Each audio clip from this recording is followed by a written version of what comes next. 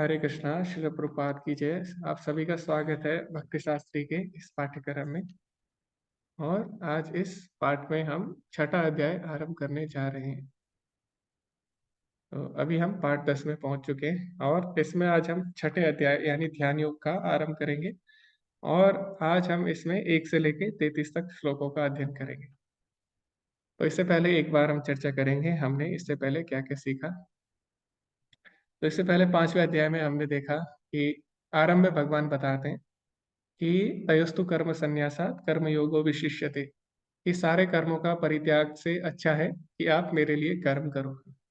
और उसके बाद भगवान ने आगे धीरे धीरे हमें ले जाते हैं और उसके बाद भगवान ने क्या बताया, ज्ञान योग के बारे में बताया।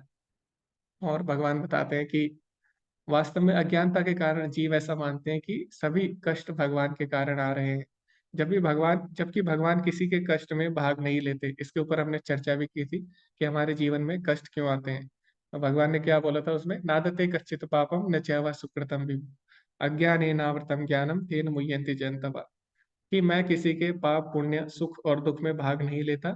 अज्ञानता के कारण जीव ऐसा सोच लेता है। ठीक है, तो ये भगवान ने बताया हमें। उसके बाद फिर भगवान ने चर्चा की ध्यान योग की, यानी जो व्यक्ति ध्यान में स्थित होता है वो सबके हृदय में परमात्मा को देखता है और उसकी दृष्टि समान रहती है। विद्या विनय संपन्ने ब्राह्मणे गवि हस्तिनी सुनी चैव स्वपाके च पंडिता समदर्शिना। तो भगवान क्या बोलते हैं, पंडिता यानी बुद्धिमान व्यक्ति क्या करता है, सभी को समान दृष्टि से देखता है, चाहे वो हाथी हो, कुत्ता हो, ब्राह्मण हो या चंडाल हो या गाय हो। तो ये भगवान ने हमें बताया। और उसके अंत में भगवान ने क्या बताया, 5वें अध्याय के अंतिम श्लोक में शांति सूत्र।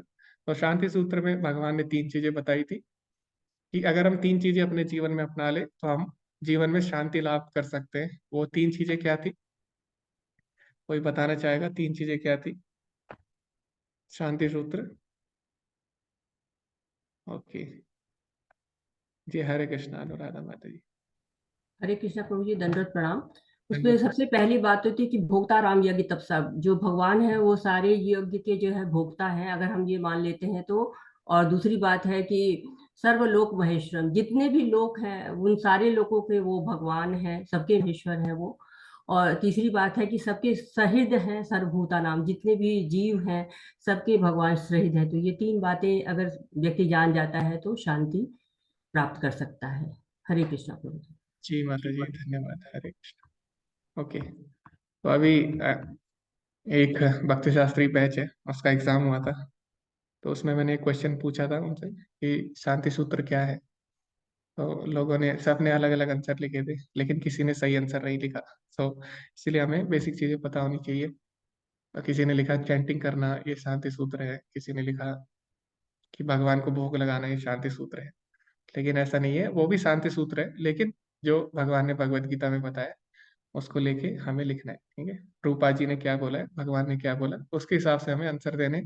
ऐसा नहीं है कि अपने मन के हिसाब से हमें लिखना है। तो इसलिए बता रहा हूँ क्योंकि आप सभी का भी टेस्ट होने वाला है अभी। ठीक है, तो आज आपका 10वां पाठ होगा, इसके बाद 11वां पाठ होगा, उसमें हम 6 अध्याय समाप्त करेंगे। उसके बाद फिर आपका टेस्ट होगा। टेस्ट से संबंधित जो भी चर्चा है वो हम अंत में करेंगे। ठीक है, अभी नहीं करेंगे। जी हरे कृष्णा, लक्ष्मी माता जी आप कुछ पूछ रहे थे? नहीं प्रभु जी, ये हरे जी कृष्ण, दंडवत प्रणाम। जी, ये जो धन्यवाद। माता जी ने कहा वही उत्तर, मतलब सब कुछ भगवान ने बनाया है। हम उसके जी जी मालिक बनने का जब प्रयास करते हैं तभी हमें अशांति मिलती है। बहुत इच्छा अगर लेकर के चलते हैं और अलग अलग जगह भटकते रहते हैं तो भी हमें शांति नहीं मिलती है। मतलब सब चीज का, सबका पूजनीय, सभी वो क्या है, ईश्वर परम कृष्ण सच्चिदानंद विग्रह नादिरादि गोविंद सर्व कारण कारणम। ये शांति सूत्र प्रभु जी, हरे कृष्ण। जी माता जी, ये भी शांति सूत्र है, लेकिन हमें भगवत गीता के हिसाब से शांति सूत्र के बारे में बताना है। ठीक है, हाँ ये सब शांति सूत्र है, भगवान से संबंधित जो भी चीज है शांति देती है। लेकिन अगर आपके क्वेश्चन ये एग्जाम में आएगा तो आपको एग्जैक्टली यही लिखना होगा। ओके, तो अब हम आगे बढ़ेंगे। तो इस अध्याय में हम क्या क्या सीखने वाले हैं उसकी हम चर्चा करेंगे। तो ये अध्याय है ध्यान योग या अष्टांग योग के ऊपर। उसके बारे में हम चर्चा करेंगे कि अष्टांग योग क्या है। और अष्टांग योग का अर्थ है 8 अंग है। तो अष्टांग योग के 8 अंग कौन से हैं उनकी भी हम चर्चा करने वाले हैं अभी। और तो इसमें हम क्या क्या सीखने वाले हैं पहले हम वो देखते हैं। तो 1 से लेके जो 9 तक श्लोक है उसमें हम योग की अलग अलग अवस्थाओं की चर्चा करेंगे। योगारूढ़ अवस्था क्या होती है और योगारूढ़ अभ्यास क्या होता है। ठीक है, तो योग में 2 अवस्थाएं होती है, योगारूढ़ और योगारूढ़ अवस्था, तो उसकी हम चर्चा करेंगे। उसके बाद 10 से लेके जो 27 तक श्लोक है उसमें भगवान अष्टांग योग के विभिन्न चरणों के बारे में बताते हैं, अष्टांग योग के जो 8 अंग है उसके बारे में बताते हैं। फिर 28 से लेके 32 तक भगवान बताते हैं कि जो व्यक्ति अष्टांग योग में सिद्ध हो चुका है, यानी जो अष्टांग योग के चरम पर पहुंच चुका है, अष्टांग योग का जो लक्ष्य प्राप्त कर चुका है, उसकी दृष्टि क्या होती है। क्योंकि अष्टांग योग का मुख्य उद्देश्य क्या होता है कि हमारे हृदय में जो परमात्मा है उनसे संपर्क बनाना।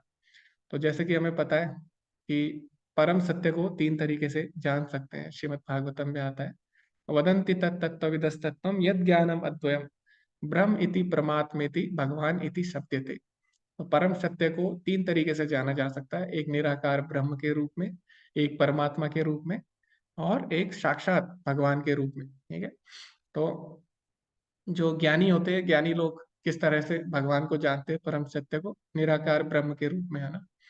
और जो ध्यानी होते हैं यानी जो अष्टांग योगी होते हैं वो भगवान को परमात्मा रूप में जान पाते हैं। लेकिन जो भगवान के भक्त होते हैं वो भगवान को तीनों तरीके से जानते हैं, ब्रह्म, परमात्मा और स्वयं भगवान के रूप में।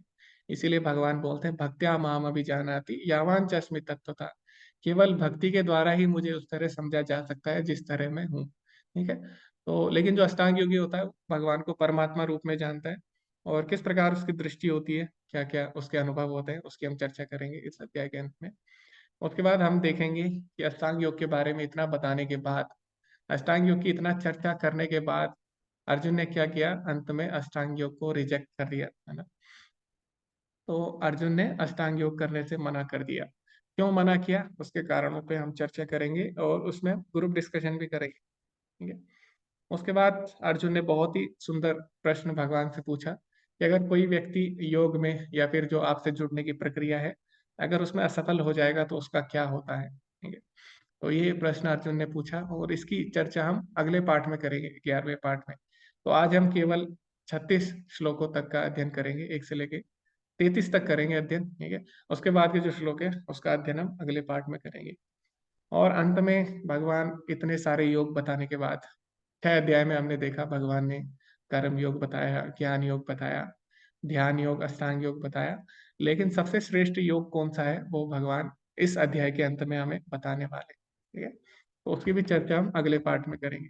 तो आज हम 33 तक, जहाँ पे अर्जुन ने अष्टांग योग को रिजेक्ट कर दिया, अस्वीकार कर दिया, वहां तक हम चर्चा करेंगे। ओके, तो आगे हम बढ़ते हैं। जी हरे कृष्ण अनुराधा माता जी, अपने हैंड रेस हरे किए कृष्णा हैं। प्रभु जी शुरू करने के पहले 2 छोटे छोटे बेसिक क्वेश्चंस है, जिनको पता चल जाए तो हम आगे जो समझ जी पाएंगे, नहीं तो हम उसी में मतलब जी अटके जी रह जाएंगे।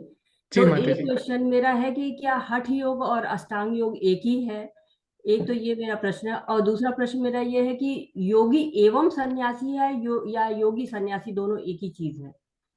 जी जी जी, तो आपके जो प्रश्न है उसका उत्तर भगवान देने वाले हैं। योगी और सन्यासी का क्या अर्थ है वो भगवान ने दूसरे श्लोक में ही बताया। ठीक है, तो उसकी हम चर्चा करेंगे। दूसरा जो हठ योग है और अष्टांग योग है, क्या वो एक ही है? जी माता जी, कह सकते हैं अष्टांग योग का ही पार्ट है वो। अष्टांग योग में बहुत सारी चीजें हैं, इनकी हम चर्चा भी करने वाले हैं। ठीक है माता जी। तो प्रभु जी हम अष्टांग योग की जगह हठ योग नहीं बोल सकते हैं, इसका मतलब? नहीं नहीं, हठ योग ये सब अष्टांग योग का ही पार्ट है, अभी मैं आपको बताऊंगा अष्टांग योग के बारे में। ठीक है, जी, हरे कृष्ण। जी हरे कृष्ण। ओके, तो अभी हम चर्चा करेंगे। सबसे पहले हम जानेंगे अष्टांग योग के बारे में और इसका उद्देश्य क्या है और इसके अलग अलग अंग कौन से हैं उसकी हम चर्चा करेंगे। तो साधारणतः क्या होता है जब आप किसी से पूछते हैं कि योग का अर्थ क्या होता है, तो साधारणतः लोगों को लगता है कि योग का अर्थ होता है अपने हाथ पैर मोड़ना या फिर कुछ शारीरिक मुद्राएं करना। ठीक है, हाथ के बल पे खड़ा होना या कुछ आसन करना, लोग उसी को योग मान बैठते हैं ना। लेकिन ऐसा नहीं है। योग का मतलब क्या है? योग का मतलब है भगवान से जुड़ना। योग का अर्थ होता है जुड़ना, है ना। जैसे कि आप बोलो कि 2 और 3 का योग कितना होता है, तो 5 होता है ना? तो योग का मतलब होता है जुड़ना या जोड़ना। तो भगवत गीता में जो योग का अर्थ है वो है भगवान के साथ जुड़ना, इसीलिए भगवान का नाम है योगेश्वर। भगवान कृष्ण का एक और नाम है योगेश्वर। योगेश्वर का मतलब है जो योग के ईश्वर है, यानी जो योग के परम लक्ष्य है। तो योग का परम लक्ष्य क्या है? भगवान के साथ जुड़ना। तो अष्टांग योग का लक्ष्य क्या है? भगवान से परमात्मा रूप में जुड़ना, ये अष्टांग योग का लक्ष्य है। ठीक है। तो लेकिन लोगों को लगता है कि योग का उद्देश्य क्या है। आजकल अगर आप किसी से पूछे कि आप योग क्यों कर रहे हैं तो लोगों के अलग अलग उत्तर होते हैं। कई लोग बोलते हैं हम वजन कम करने के लिए योग कर रहे हैं। कई लोग बोलते हैं कि हम यंग रहने के लिए, जवान रहने के लिए योग करते हैं। कई लोग बोलते हैं कि हम अपने चेहरे पे चमक लाने के लिए, जैसे सेलिब्रिटीज होते हैं ना, वो योग क्यों करते हैं? आपने देखा होगा सेलिब्रिटीज जो है बॉलीवुड में, वो योगा करते हैं कई। लेकिन उनका उद्देश्य भगवान से जुड़ना नहीं है। ठीक है। उनका उद्देश्य क्या है? जवान बने रहना, अपने चेहरे पे चमक लाना। ठीक है। तो ये सब योग का उद्देश्य है नहीं। ये योग का एक पार्ट है। ठीक है, योग का एक भाग है। लेकिन योग का उद्देश्य क्या है? भगवान के साथ अपना संपर्क बनाना। तो ये हमें पता होना चाहिए। तो अष्टांग योग का मतलब है इस योग के 8 अंग है, जो योग भगवान अभी बताने वाले हैं। तो ये अष्टांग योग शुरू होता है यम और नियम से, है ना? आरंभ होता है यम और नियम से। तो यम और नियम का क्या अर्थ होता है? यम मतलब होता है क्या करना है, नियम मतलब होता है क्या नहीं। यम मतलब होता है क्या नहीं करना, नियम मतलब होता है क्या करना है ना। तो कुछ चीजें होती है जो हमें करनी होती है, कुछ चीजें होती है जो हमें त्यागनी होती है। ठीक है। तो चाहे कोई भी योग हो, ना केवल अष्टांग योग, बल्कि भक्ति योग में भी कुछ चीजें हैं जो हमें करनी होती है, और कुछ चीजें हैं जो हमें नहीं करनी होती है। तो भक्ति योग में भी यम और नियम है। ठीक है। तो जैसा कि भक्ति योग में यम क्या है, हमें क्या नहीं करना। तो प्रभुपाद जी ने 4 चीजें बताई है जो एक भक्त को नहीं करनी है। ठीक है। जिनको हम 4 नियम भी बोलते हैं। तो 4 नियम में हमें कुछ चीजें नहीं करनी होती, तो वो क्या हो गया? यम हो गया। तो कोई बता सकता है 4 नियम क्या है भक्ति योग के? 4 यम क्या है जो हमें नहीं करना है? 4 चीजें फॉलो करते हैं हम, है ना, जिनको हम अवॉइड करते हैं, 4 चीजें। ओके जी, हरे कृष्णा कुंदन प्रभु जी। हरे कृष्ण प्रभु। 4 रेगुलेटरी प्रिंसिपल्स जो प्रभुपाद ने बताए प्रभु जी, जी जी वो हैं, जिसमें मदिरा नहीं लेना है, मांस नहीं खाना है, और अवैध संबंध नहीं बनाना है, और जुआ नहीं खेलना है। जुआ नहीं खेलना है। Yes, जी जी। तो 4 नियम है, जिन 4 चीजें हैं जिनको हमें त्यागना है। ठीक है। तो इसी तरह अष्टांग योग में भी कुछ चीजें हैं जिनको हमें त्यागना है, उनकी हम चर्चा आगे करेंगे। और नियम मतलब है कुछ चीजें हैं जिनका हमें पालन करना है। तो नियम में क्या आ गया? 16 माला करना है, भगवान को भोग लगाना है ना, और भगवान का उच्छिष्ट खाना है, भगवान को अर्पित भोग खाना है, प्रसाद खाना है, और भक्तों की सेवा करनी है। ठीक है। तो भक्ति योग में भी यम और नियम होते हैं। और प्रभुपाद जी के जब आप तात्पर्य पढ़ेंगे तो प्रभुपाद जी ने बहुत ही सुंदर तात्पर्य दिए हैं, और प्रभुपाद जी ने बताया कि जो अष्टांग योग या ध्यान योग में जो चीजें हम कर रहे हैं, उसके लाभ हमें भक्ति योग में अपने आप प्राप्त हो जाते हैं। क्यों? क्योंकि भक्ति योग सभी योगों की जननी है ना। तो भक्ति योग में सभी योग अपने आप आ जाते हैं। ठीक है। तो जो भी हम अष्टांग योग के अभी लाभ पढ़ने वाले हैं वो भक्ति योग में अपने आप ही मिल जाएंगे, है ना। तो जैसे मान लीजिए किसी के पास 100 रुपए है। तो अगर किसी के पास 100 रुपए है, अगर आप उससे पूछेंगे कि आपके पास 10 रुपए है, वो बोलेगा हाँ। क्या आपके पास 50 रुपए है? वो बोलेगा हाँ। तो जिसके पास 100 रुपए है उसके पास 10 रुपए और 50 रुपए स्वतः ही हो जाएंगे, है ना, नेचुरली हो जाएंगे। तो इसी प्रकार अगर कोई भक्ति योग कर रहा है तो उसको कर्म योग, ज्ञान योग और अष्टांग योग के लाभ अपने आप ही प्राप्त हो जाते हैं। तो अभी आप प्रभुपाद जी के तात्पर्य अगर पढ़ेंगे इस अध्याय में, तो प्रभुपाद जी ने कंपैरिजन किया है भक्ति योग का किसके साथ? अष्टांग योग के साथ। और प्रभुपाद जी ने बताया है कि किस प्रकार भक्ति योग में सारे लाभ मिल जाते हैं अष्टांग योग के। ठीक है। तो उसकी भी हम चर्चा करेंगे अभी। तो यम और नियम है, ये हमें कुछ चीजें करनी है, कुछ चीजें त्यागनी है। उसके बाद होता है आसन। आसन मतलब होता है कुछ शारीरिक मुद्राएं। तो कुछ शारीरिक मुद्राएं होती है जिनको करने से हमारा शरीर स्वस्थ रहता है। तो साधारणतः लोगों को लगता है कि योग का मतलब है केवल आसन, है ना, अपने हाथ पैर मोड़ना। लेकिन आसन केवल योग में भी, अष्टांग योग में भी, अष्टांग योग का एक छोटा सा पार्ट है ना। पहले तो योग है, उसमें बहुत सारे योग है, कर्म योग है, ज्ञान योग है, भक्ति योग है, अष्टांग योग है। उस योग में से भी अष्टांग योग में, अष्टांग योग का भी एक छोटा सा पार्ट है आसन। ठीक है। तो कई लोग इस छोटे से पार्ट को योग समझ लेते हैं, लेकिन ऐसा नहीं है। आसन क्यों है? ताकि हम अपने शरीर को स्वस्थ रख सके, है ना। तो जब हम अध्यात्म में बढ़ते हैं तो हमें अपने शरीर का भी ध्यान देना होता है और अपनी आत्मा का भी ध्यान देना होता है, ठीक है। तो शरीर के द्वारा हम आत्मा के लक्ष्य तक पहुंच सकते हैं, ठीक है। तो शरीर क्या है? शरीर एक नाव है ना। तो जैसे कि आपको अगर नदी पार करनी है तो उसके लिए नाव भी जरूरी है, लेकिन नाव हमें बाद में छोड़नी पड़ती है, नाव से अटैच नहीं होना होगा। अगर आप नाव से अटैच हो जाओगे, आप बोलोगे नहीं मुझे तो नाव बहुत पसंद है, मैं नाव को नहीं छोड़ सकता, तो क्या होगा? आप उस पार कभी भी नहीं जा पाओगे ना, आप नाव के साथ ही रह जाओगे। तो नाव क्या है? नाव एक माध्यम है दूसरे कोने में जाने का, दूसरे किनारे जाने का। तो इसी प्रकार जो हमारा शरीर है वो भगवान तक पहुंचाने के लिए एक माध्यम है। तो हमें नाव का भी ध्यान देना है, हमें अपने शरीर का भी ध्यान देना है, और हमें अपने लक्ष्य, है ना, तो आत्मा का भी हमें ध्यान देना है, ठीक है। तो हमें दोनों का ध्यान रखना होता है, तो इसीलिए आसन बनाया गया है ताकि हम अपने शरीर को स्वस्थ रख सके। उसके बाद हम भगवान के बारे में सोच सकते हैं। तो मान लीजिए आपके शरीर में बहुत ज्यादा दर्द हो रहा है, तो क्या आप अभी चैंटिंग कर सकोगे अच्छे से? नहीं कर सकोगे, है ना। आप बार बार उसी के बारे में सोचोगे, अरे मेरे हाथ में तो बहुत दर्द हो रहा है, मेरे पैर में बहुत दर्द हो रहा है, ठीक है। तो इसीलिए ताकि हम भगवान में ध्यान लगा सके अच्छे से, उसके लिए हमारा शरीर भी स्वस्थ होना जरूरी है, ठीक है। तो इसीलिए आसन बनाए गए हैं ताकि हम अपने शरीर को स्वस्थ रख सके। लेकिन इसका मतलब ये नहीं है कि आसन ही हमारा उद्देश्य हो जाए, केवल अपने शरीर को स्वस्थ रखना ही अपना उद्देश्य हो जाए, नहीं। इससे आगे हमें बढ़ना है, ठीक। तो आसन में हम क्या करते हैं? कुछ शारीरिक मुद्राएं करते हैं जिससे हमारा शरीर स्वस्थ रहता है। उसके बाद आता है प्राणायाम। प्राणायाम में हम क्या करते हैं? प्राणायाम में हम नहीं, जो अष्टांग योगी होते हैं वो क्या करते हैं, वो अपनी श्वास जो होती है, श्वास की जो गति होती है उसको नियंत्रित कर सकते हैं, ठीक है। तो वो क्या करते हैं? अपनी श्वासों को नियंत्रित करने का अभ्यास करते हैं, तो इसको प्राणायाम बोलते हैं, है ना। श्वास की प्रैक्टिस, सांस की प्रैक्टिस, ठीक है। उसके बाद आता है प्रत्याहार। प्रत्याहार में क्या होता है? प्रत्याहार में व्यक्ति को एकांत में जाना होता है, सारी जो भी भौतिक चीजें हैं उनको त्यागना होता है। यानी अगर आप मान लीजिए हाउस वाइफ है तो आपको अपना घर छोड़ना पड़ेगा, या अगर आप गृहस्थ हैं तो आपको घर का त्याग करके आपको एकांत जगह पे जाना होगा, ठीक है। तो एकांत जगह का मतलब ये नहीं है कि आप छत पे जाके योगा करने लग जाए, ऐसा नहीं है। एकांत जगह मतलब आपको भौतिक चीज का, भौतिक अस्तित्व का त्याग करना होगा पूरी तरह से। अगर आप स्टूडेंट हैं तो आपको सब चीजें त्याग के एकांत जगह पे जाना होगा। तो जैसे आपने देखा होगा जो अष्टांग योगी होते हैं वो कहाँ जाते हैं अधिकतर?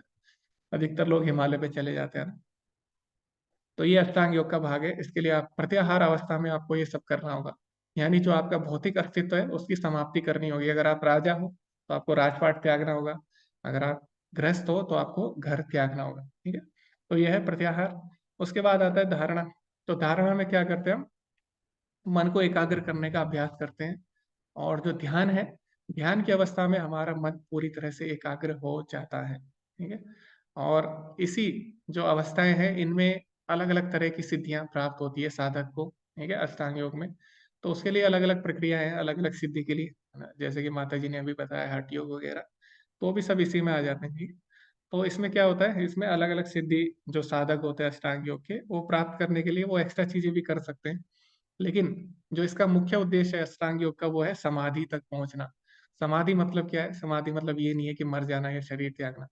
समाधि मतलब है कि भगवान से अपना संपर्क बना लेना परमात्मा रूप में, ठीक है। तो ध्यान योगी जब ध्यान ध्यान में परिपक्व हो जाता है, यानी ध्यान में परफेक्शन जब आ जाता है, तो उसके बाद क्या करता है? वो अपने हृदय में या दूसरों के हृदय में परमात्मा से संपर्क बना लेता है, ठीक है। और इस तरह सदैव आनंद की स्थिति में रहता है। क्यों? क्योंकि अभी वो परमात्मा से जुड़ चुका है ना, उनसे संपर्क बना चुका है। तो आपने देखा होगा जो अष्टांग योगी होते हैं कई कई वर्षों तक वो एक ही अवस्था में रहते हैं, खाते भी नहीं है, ज्यादा खाते भी नहीं है, है ना, ज्यादा बात भी नहीं करते, और एकांत में रहते हैं। कई लोग गुफा में रहते हैं। तो क्यों रह रहे हो? क्योंकि उन्हें अंदर से आनंद प्राप्त हो रहा है। तो जब तक अंदर से आनंद नहीं मिलेगा तब तक बाहर का आनंद कोई नहीं त्याग सकता ना। तो अष्टांग योगी क्या करते हैं? अपने हृदय में जो परमात्मा है उनसे जुड़ जाते हैं, उनसे संपर्क बना लेते हैं, और इस प्रकार वो परम आनंद की अवस्था को प्राप्त करते हैं। तो ये योग की अवस्था है अष्टांग योग की। अभी हम आगे चर्चा करेंगे भगवान इसमें क्या बोलते हैं, और योगारूढ़ और योगारूढ़ अवस्था क्या है। तो अर्जुन ने भगवान से प्रश्न नहीं पूछे, इसमें भगवान स्वयं ही आरंभ कर रहे हैं इस अध्याय को।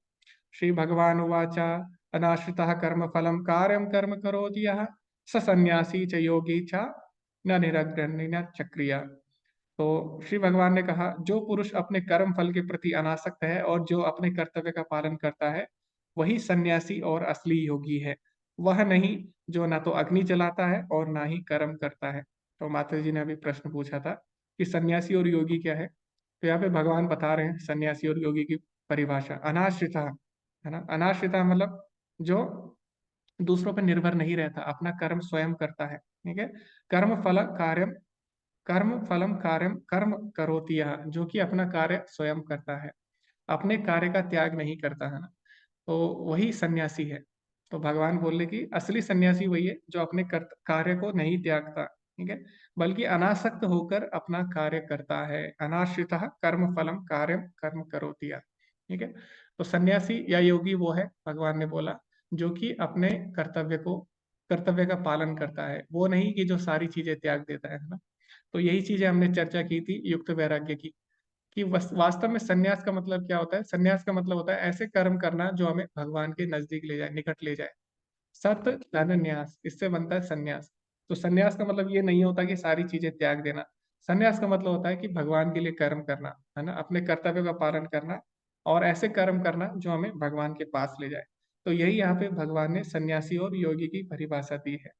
तो भगवान बोले वह नहीं जो ना तो अग्नि जलाता है और ना ही कर्म करता है। तो यहाँ पे अग्नि जलाने का मतलब क्या है, तो अगर गृहस्थ जीवन में है कोई, तो उसको अग्नि जलाना मतलब उसके लिए यज्ञ करना होता है। या फिर अग्नि जलाना मतलब अपने भोजन के लिए भी अग्नि की आवश्यकता होती है ना। तो जो योगी होता है वास्तव में वो कोई चीजें नहीं त्यागता, वो अपने लिए कार्य करता है, अग्नि जलाता है यानी यज्ञ करता है, और अग्नि जलाता है यानी अपने भोजन के लिए भी प्रयास करता है। तो कोई भी हो, तो भोजन तो उसे करना ही पड़ेगा। तो कोई भी अपना कर्तव्य नहीं त्याग सकता पूरी तरह से। कोई सोचे कि मैं सारे कर्म त्याग दूंगा, ऐसा नहीं है। बिना कर्म किए कोई नहीं रह सकता, भगवान पहले भी बता चुके हैं। न कर्मणा मनारंभात नैष्कर्म पुरुष अश्नुते, कि बिना कर्म किए कोई भी नहीं रह सकता। तो सन्यासी को भी अग्नि जलानी पड़ती है, अपने लिए खाना बनाना पड़ता है, उसको भी भोजन बनाना पड़ता है, ठीक है। तो इसीलिए भगवान बोलते हैं कि कर्म किए बिना हम नहीं रह सकते। तो असली सन्यासी कौन है, जो भगवान के लिए कर्म करता है, और वही असली योगी है। भगवान यहाँ पे ये बात साफ साफ बताते हैं पहले ही श्लोक, ठीक है। और फिर अगले श्लोक में भगवान बोलते हैं दूसरे श्लोक में, यम संन्यासमिति प्राहुर योगम तम विधि पांडवा, नहीं असन्यास संकल्पो योगी भवति कश्चन। हे पांडुपुत्र, जिसे सन्यास कहते हैं उसे ही तुम योग अर्थात पर ब्रह्म से युक्त होना जानो, क्योंकि इंद्रिय तृप्ति की इच्छा को त्यागे बिना कोई भी योगी नहीं हो सकता। तो भगवान बोलते हैं योगी और सन्यासी में एक चीज कॉमन है, क्या, वो अपने लिए कार्य नहीं करते और अपनी इंद्रिय तृप्ति के लिए कार्य नहीं करते, ठीक है। तो एक चीज भगवान ने योगी और सन्यासी में कॉमन बताई है। तो यहाँ पे जिस योगी की बात हो रही है इस अध्याय में, वो अष्टांग योगी है, ये हमें सोचना होगा, ठीक है। तो अष्टांग योगी क्या करेगा, वो अपनी इंद्रिय तृप्ति के लिए कार्य नहीं करता, ठीक है। तो भगवान बोले वही सन्यासी है। सन्यासी का मतलब है जो अपनी इंद्रिय तृप्ति के लिए कार्य नहीं करता, भगवान के लिए कार्य करता है। तो इसमें प्रभुपाद जी फिर तुलना करते हैं उसकी भक्ति योग से। तो मैंने आपको बताया था प्रभुपाद जी ने जो तात्पर्य लिखे हैं उनको हम क्या बोलते हैं, भक्ति वेदांत तात्पर्य, है ना। तो प्रभुपाद जी ने भक्ति के एंगल से समझाया कि जो अष्टांग योग के लाभ है वो हमें भक्ति योग में प्राप्त होते हैं।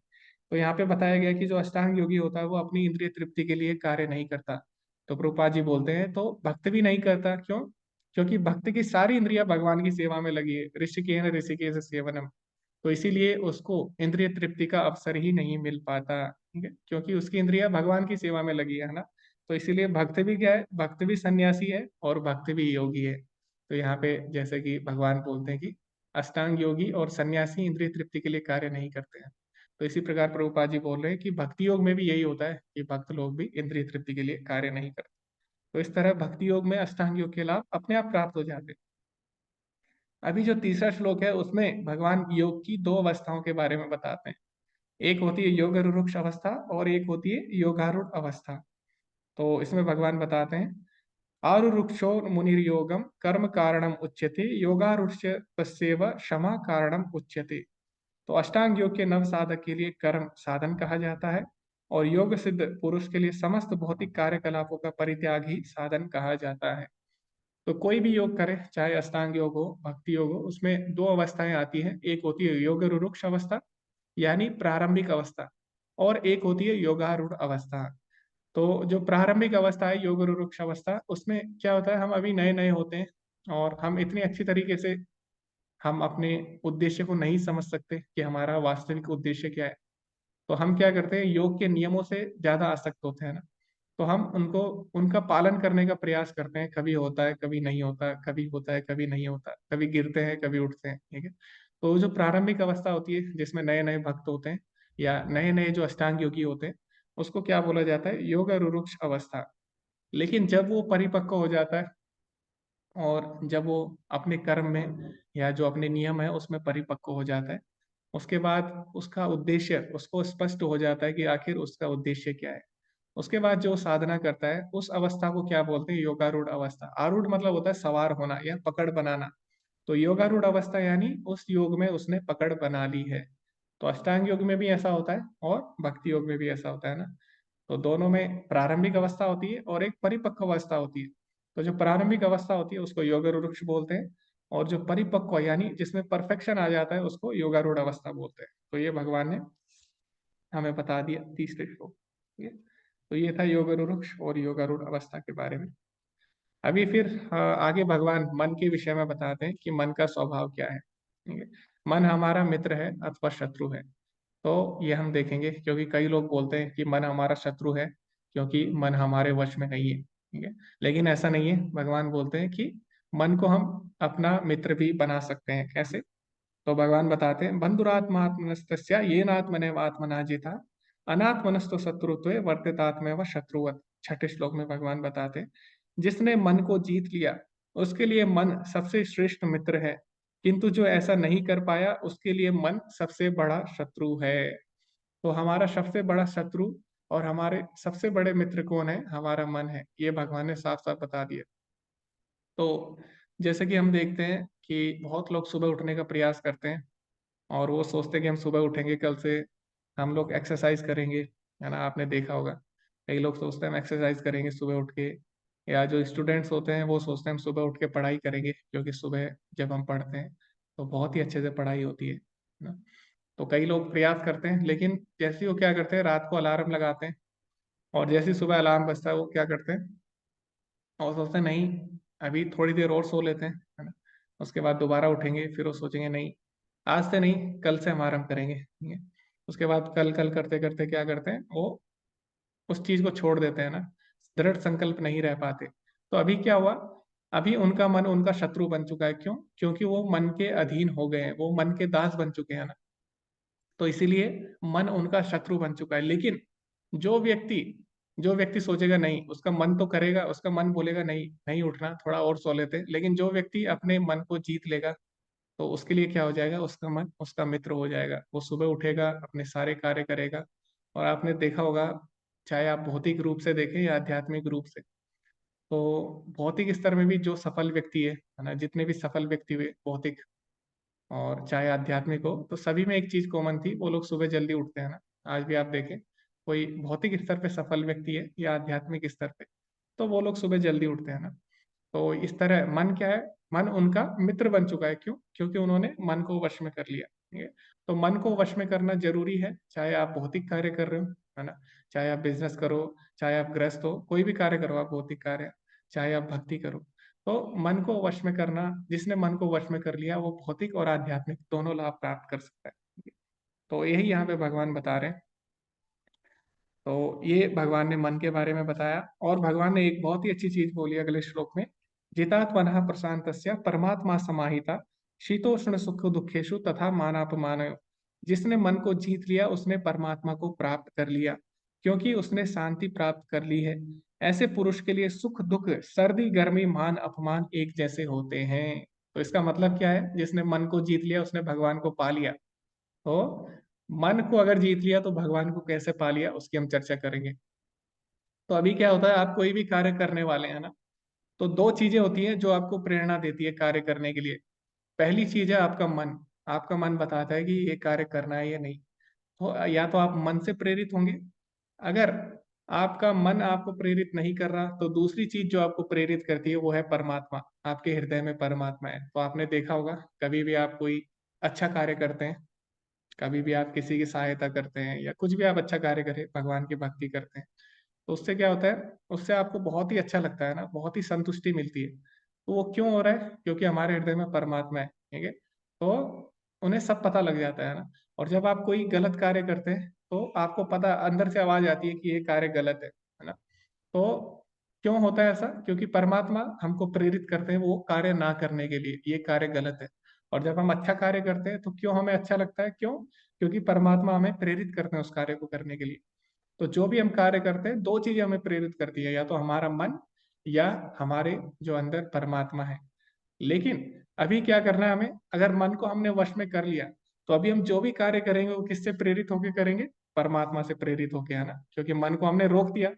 दोनों चीजें, कभी हमारा मन करेगा, कभी परमात्मा करेंगे, ठीक है।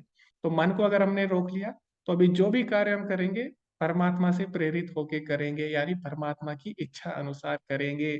और जब हम परमात्मा की इच्छा अनुसार कार्य करेंगे तो हम परमात्मा को प्राप्त कर लेंगे, ठीक है। तो इसलिए भगवान बोले जितात्मना प्रशांतस्य परमात्मा समाहिता, जिसने अपने मन को जीत लिया उसने परमात्मा को स्वतः ही जीत लिया। और इसको जीतने से क्या होगा? परमात्मा को जो भौतिक द्वंद है उससे हम परेशान नहीं होंगे, है ना। शीतोष्ण सुख दुखेशु तथा मानापमानयो। तो अगर किसी के जीवन में सर्दी हो, गर्मी हो, सुख हो, दुख हो, मान हो, अपमान हो, वो व्यक्ति कभी भी विचलित नहीं होगा। क्यों? क्योंकि वो परमात्मा की इच्छा के अनुसार कार्य कर रहा है, ठीक है। तो जब एक सेवक होता है, स्वामी ने उसको कुछ ऑर्डर दिया, कुछ आदेश दिया, तो अभी उसमें लाभ होगी हानि होगी इसकी चिंता उसको करने की आवश्यकता नहीं है, क्योंकि स्वामी के आज्ञा अनुसार कार्य कर रहा है ना। तो हानि होगा लाभ होगा उसको सोचने की आवश्यकता ही नहीं है, क्योंकि स्वामी ने आदेश दिया है, ठीक है? तो इसी प्रकार जो व्यक्ति परमात्मा की इच्छा के अनुसार कार्य करता है तो वो जो भौतिक द्वंद है उनसे ऊपर उठ जाता है, मान अपमान, यश अपयश और सुख दुख से, ठीक है। तो ये लाभ भगवान ने यहाँ पे बताए हैं। तो ये भगवान ने मन के बारे में बताया अभी। तो आगे प्रभुपाद जी क्या बताते हैं मन के बारे में, उसकी हम चर्चा करेंगे। अष्टांग योग का अभ्यास करने का उद्देश्य मन को वश में करना है, ताकि उसे मानव मिशन के निर्वहन में मित्र बनाया जा सके। जीव की संवैधानिक स्थिति श्रेष्ठ के आदेश का पालन करना है। जब तक मन एक अजय शत्रु बना रहता है तब तक उसे काम, क्रोध, लोभ, मोह आदि के उपदेशों की सेवा करनी होती है। तो प्रभुपाद जी बोलते हैं कि अष्टांग योग का उद्देश्य क्या है? मन को वश में करना है ना, ताकि हम मन को वश में करके परमात्मा की इच्छानुसार कार्य कर सके और परमात्मा से अपना संपर्क बना सके। वो कब होगा? जब हम अपने मन को वश में कर लेंगे। तो इसीलिए अष्टांग योग का जो फोकस है या केंद्र बिंदु है वो है मन को वश में करना। और मन को वश में करना क्यों जरूरी है? मन को वश में करना इसीलिए जरूरी है ताकि हम इसको अच्छे कार्यों में लगा सके, है ना। तो इसीलिए हमें इसको रेगुलेट करना होता है मन को। तो जैसे आपने देखा होगा कि आप किचन में अगर खाना बनाते हो तो किचन में गैस सिलेंडर होता है और आपके गैस पाइपलाइन के थ्रू गैस से जुड़ा रहता है। और गैस में क्या होता है? एक रेगुलेटर होता है ना। तो अगर गैस में रेगुलेटर नहीं होगा तो क्या होगा? आप खाना बना रहे हो, सोचो उसमें गैस में रेगुलेटर नहीं है, तो जैसे आप माचिस जलाओगे तो धमाका हो जाएगा ना। तो इसीलिए हमें क्या करना है? मन को भी हमें रेगुलेट करना होगा। तो अगर हम आग को जैसे रेगुलेट करेंगे तो उसको हम अच्छे कार्यों में लगा सकते हैं, खाना बनाने में, ठीक है, और भी कार्य करने में हम आग को लगा सकते हैं। लेकिन अगर हम आग को रेगुलेट नहीं कर पाएंगे तो क्या होगा? वही आग हमारा विनाश कर देगी, है ना। इसी प्रकार हमारा मन भी है, अगर हमने उसको रेगुलेट कर लिया कुछ नियमों का पालन करके तो क्या होगा? उसे हम अच्छे कार्यों में लगा सकते हैं। और अगर वही मन हमारा नियंत्रण से बाहर हो जाता है तो वही हमारी बर्बादी का कारण बन जाएगा, ठीक है। तो यहाँ पे प्रभुपाद जी बता रहे हैं। तो मन ऐसा है, मन को कहीं ना कहीं आपको लगाना ही होगा। जैसे छोटा बच्चा होता है, छोटे बच्चे को खिलौना अगर आप नहीं दोगे, खेलने की चीजें नहीं दोगे तो वो क्या करेगा? कभी वो आग में हाथ डालेगा, कभी छोटे बच्चे क्या करते हैं, जो प्लग होते हैं ना घर में जिसपे चार्जर वगैरह लगाते हैं, आपने देखा होगा, कभी वो उसमें उंगली डालेगा, है ना। और कभी वो दरवाजे के बीच में उंगली डाल देगा। तो क्या करेगा? वो अपना नुकसान कर बैठेगा। तो इसी प्रकार हमारा मन भी है, इसको अगर हम अच्छी जगह ना लगाएं, अगर हम इसको भगवान की सेवा में ना लगाएं तो क्या होगा? ये गलत चीजों में लग जाएगा, काम, क्रोध, लोभ, मोह इत्यादि इसमें आ जाएंगे और ये अपना ही नाश कर बैठेगा, ठीक है। इसलिए हमें मन को कहीं ना कहीं लगाना होता है। और कहाँ लगाना होता है? हमें मन को भगवान की सेवा में लगाना है, ठीक है। तो या तो हम भगवान की आज्ञा का पालन करें, मन को वहां लगाएं, या तो हम माया की सेवा करें। या तो हम कृष्ण का दास बन सकते हैं, या तो मन हमारा कृष्ण का दास बन सकता है, या तो मन हमारा माया का दास बन सकता है। तो किसी ना किसी का दास इसको बनना ही है। अगर आप कृष्ण का दास नहीं बनाओगे तो ये माया का दास बन जाएगा, ठीक है। तो किसी ना किसी की सेवा आपको करनी है, या तो आप भगवान की सेवा करो या तो आप माया की सेवा करो। भगवान की सेवा करोगे तो आप प्रसन्न रहोगे, माया की सेवा करोगे तो आपको लगेगा कि आप प्रसन्न हो, लेकिन अंत में आपको दुख ही मिलेगा। ठीक है, तो जैसे कि सरकारी नियम होते हैं, अगर आप सरकारी नियम का पालन नहीं करोगे तो आपको जेल में डाल दिया जाता है। तो जेल में क्या करोगे, आप जेल के नियम का पालन करोगे ना। तो इसी प्रकार किसी ना किसी का तो पालन करना है, या तो सरकार के नियमों का पालन करो या जेल के नियमों का पालन करो। इसी प्रकार मन को कहीं ना कहीं लगाना होता है, या तो आप भगवान की सेवा में लगाओ, ये न प्रकार है मनः कृष्ण निवेश, हमारे जो आचार्य हैं वो भी बोलते हैं कि किसी ना किसी तरह मन को भगवान की सेवा में लगाओ, है ना। और अगर आप इसको अपनी सेवा में लगाते हो तो इससे क्या होगा, दुख योनय एवते, अंत में केवल दुख ही मिलेगा। तो लेकिन जब मन पर विजय प्राप्त कर ली जाती है तो कोई स्वेच्छा से भगवान के व्यक्तित्व का पालन करने के लिए सहमत हो जाता है। जो सीधे कृष्ण भावनामृत को ग्रहण करता है उसके लिए भगवान की आज्ञा के प्रति पूर्ण समर्पण स्वतः ही हो जाता है। तो ये इसकी हम चर्चा कर चुके हैं पहले कि दो चीजें होती हैं जो हमें प्रेरित करती हैं। अगर हम मन को रोक लें तो फिर हम परमात्मा की प्रेरणा के अनुसार कार्य करते हैं, और फिर हम जीवन में परम सुख का अनुभव कर सकते हैं। ठीक? तो इसकी हम चर्चा पहले ही कर चुके हैं। अभी यहाँ पे प्रभुपाद जी एक उदाहरण देते हैं किस प्रकार। तो एक ड्राइवर का उदाहरण देते हैं प्रभुपाद जी। मन एक चालक है, चालक यानी ड्राइवर। तो यदि आप ड्राइवर से पूछते हैं कृपया मुझे कृष्ण भावनामृत मंदिर ले चलो, यानी कृपया मुझे इस्कॉन मंदिर ले चलो, तो ड्राइवर आपको ले आएगा। और अगर आप ड्राइवर को बोलते हैं कि कृपया मुझे शराब के घर ले चलो, है ना, तो ड्राइवर आपको वहां ले जाएगा। ड्राइवर का काम है कि आपकी आज्ञा के अनुसार कार्य करना। लेकिन अगर ड्राइवर आपकी आज्ञानुसार ना कार्य करे तो क्या होगा। इस प्रकार तुम्हारा मन चालक है, अगर आप नियंत्रण खो दे तो वहां जहां चाहेगा आपको ले जाएगा। फिर तुम चले गए, तब आपका ड्राइवर आपका दुश्मन है। लेकिन अगर आपका ड्राइवर आपके आदेश पर कार्य करता है तो वह आपका दोस्त है। तो मन भी क्या है, एक ड्राइवर की तरह है। अगर आपके वश में नहीं है, अगर आप मन के वश में आए तो मन आपको कहीं भी ले जा सकता है। हो सकता है अभी आप यहाँ पे हो इंडिया में, लेकिन आपका मन क्या करेगा, अभी अमेरिका के बारे में सोच रहा है ना। तो आप तो यहाँ पे हो, लेकिन आपका मन आपको कहाँ ले जाएगा, अमेरिका ले जाएगा एक सेकंड में, है ना। तो मन आपको कहीं भी ले जा सकता है। तो अगर आपको मन को वश में नहीं करोगे तो क्या करेगा, मन आपको अपनी इच्छा अनुसार कहीं भी ले जाएगा। लेकिन अगर आप मन को वश में कर लोगे तो मन फिर आपकी इच्छा अनुसार कार्य करेगा। ठीक है, तो इस केस में, सेकंड केस में आपका वो मित्र बन जाएगा। तो यही यहाँ पे रूपा जी बता रहे हैं। जी, ज्योति माता जी ने बहुत ही अच्छी बात बोली है, माया के दास सदा सदा उदास और कृष्ण के दास सदा बिंदास। जी, तो ऐसे एक और श्लोक भी था शायद चैतन्य चरितामृत में। ओके, तो अभी अष्टांग योग के नियमों की हम चर्चा करेंगे। अष्टांग योग में क्या क्या करना होता है और क्या क्या इसमें अवस्थाएं आती है। पहले ही हम इसकी चर्चा कर चुके हैं, लेकिन एक बार दोबारा से हम इसकी चर्चा करेंगे। तो 10वां जो श्लोक है उसमें भगवान बताते हैं कि अष्टांग योगी को एकांत में जाना होता है। मैंने बताया था ना, इसके कुछ यम और नियम है। तो अष्टांग योग में क्या नियम है, उसको एकांत स्थान पे जाना होता है। तो एकांत स्थान में जाना होगा। एकांत स्थान मतलब ये नहीं है कि आप छत में चले जाएं या पार्क में चले जाएं, नहीं। एकांत स्थान मतलब जहाँ पे दूर दूर तक कोई भी नहीं है। ठीक है, तो जो शहर में रह रहे हैं लोग उनके लिए बिल्कुल भी संभव नहीं है।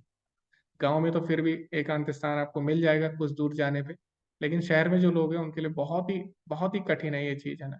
तो एकाकी एकांत स्थान में जाना होगा।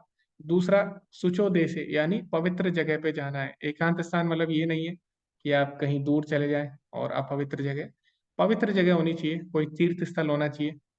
तो प्रभुपाद जी बोलते हैं जो बाहर लोग रह रहे हैं, विदेशों में लोग रह रहे हैं, तो वहां पे तो तीर्थ स्थल है ही नहीं, पवित्र जगह है ही नहीं। ठीक है, भारत में तो फिर भी आप हिमालय जा सकते हो, आप ऋषिकेश, हरिद्वार, बहुत जगह है ना।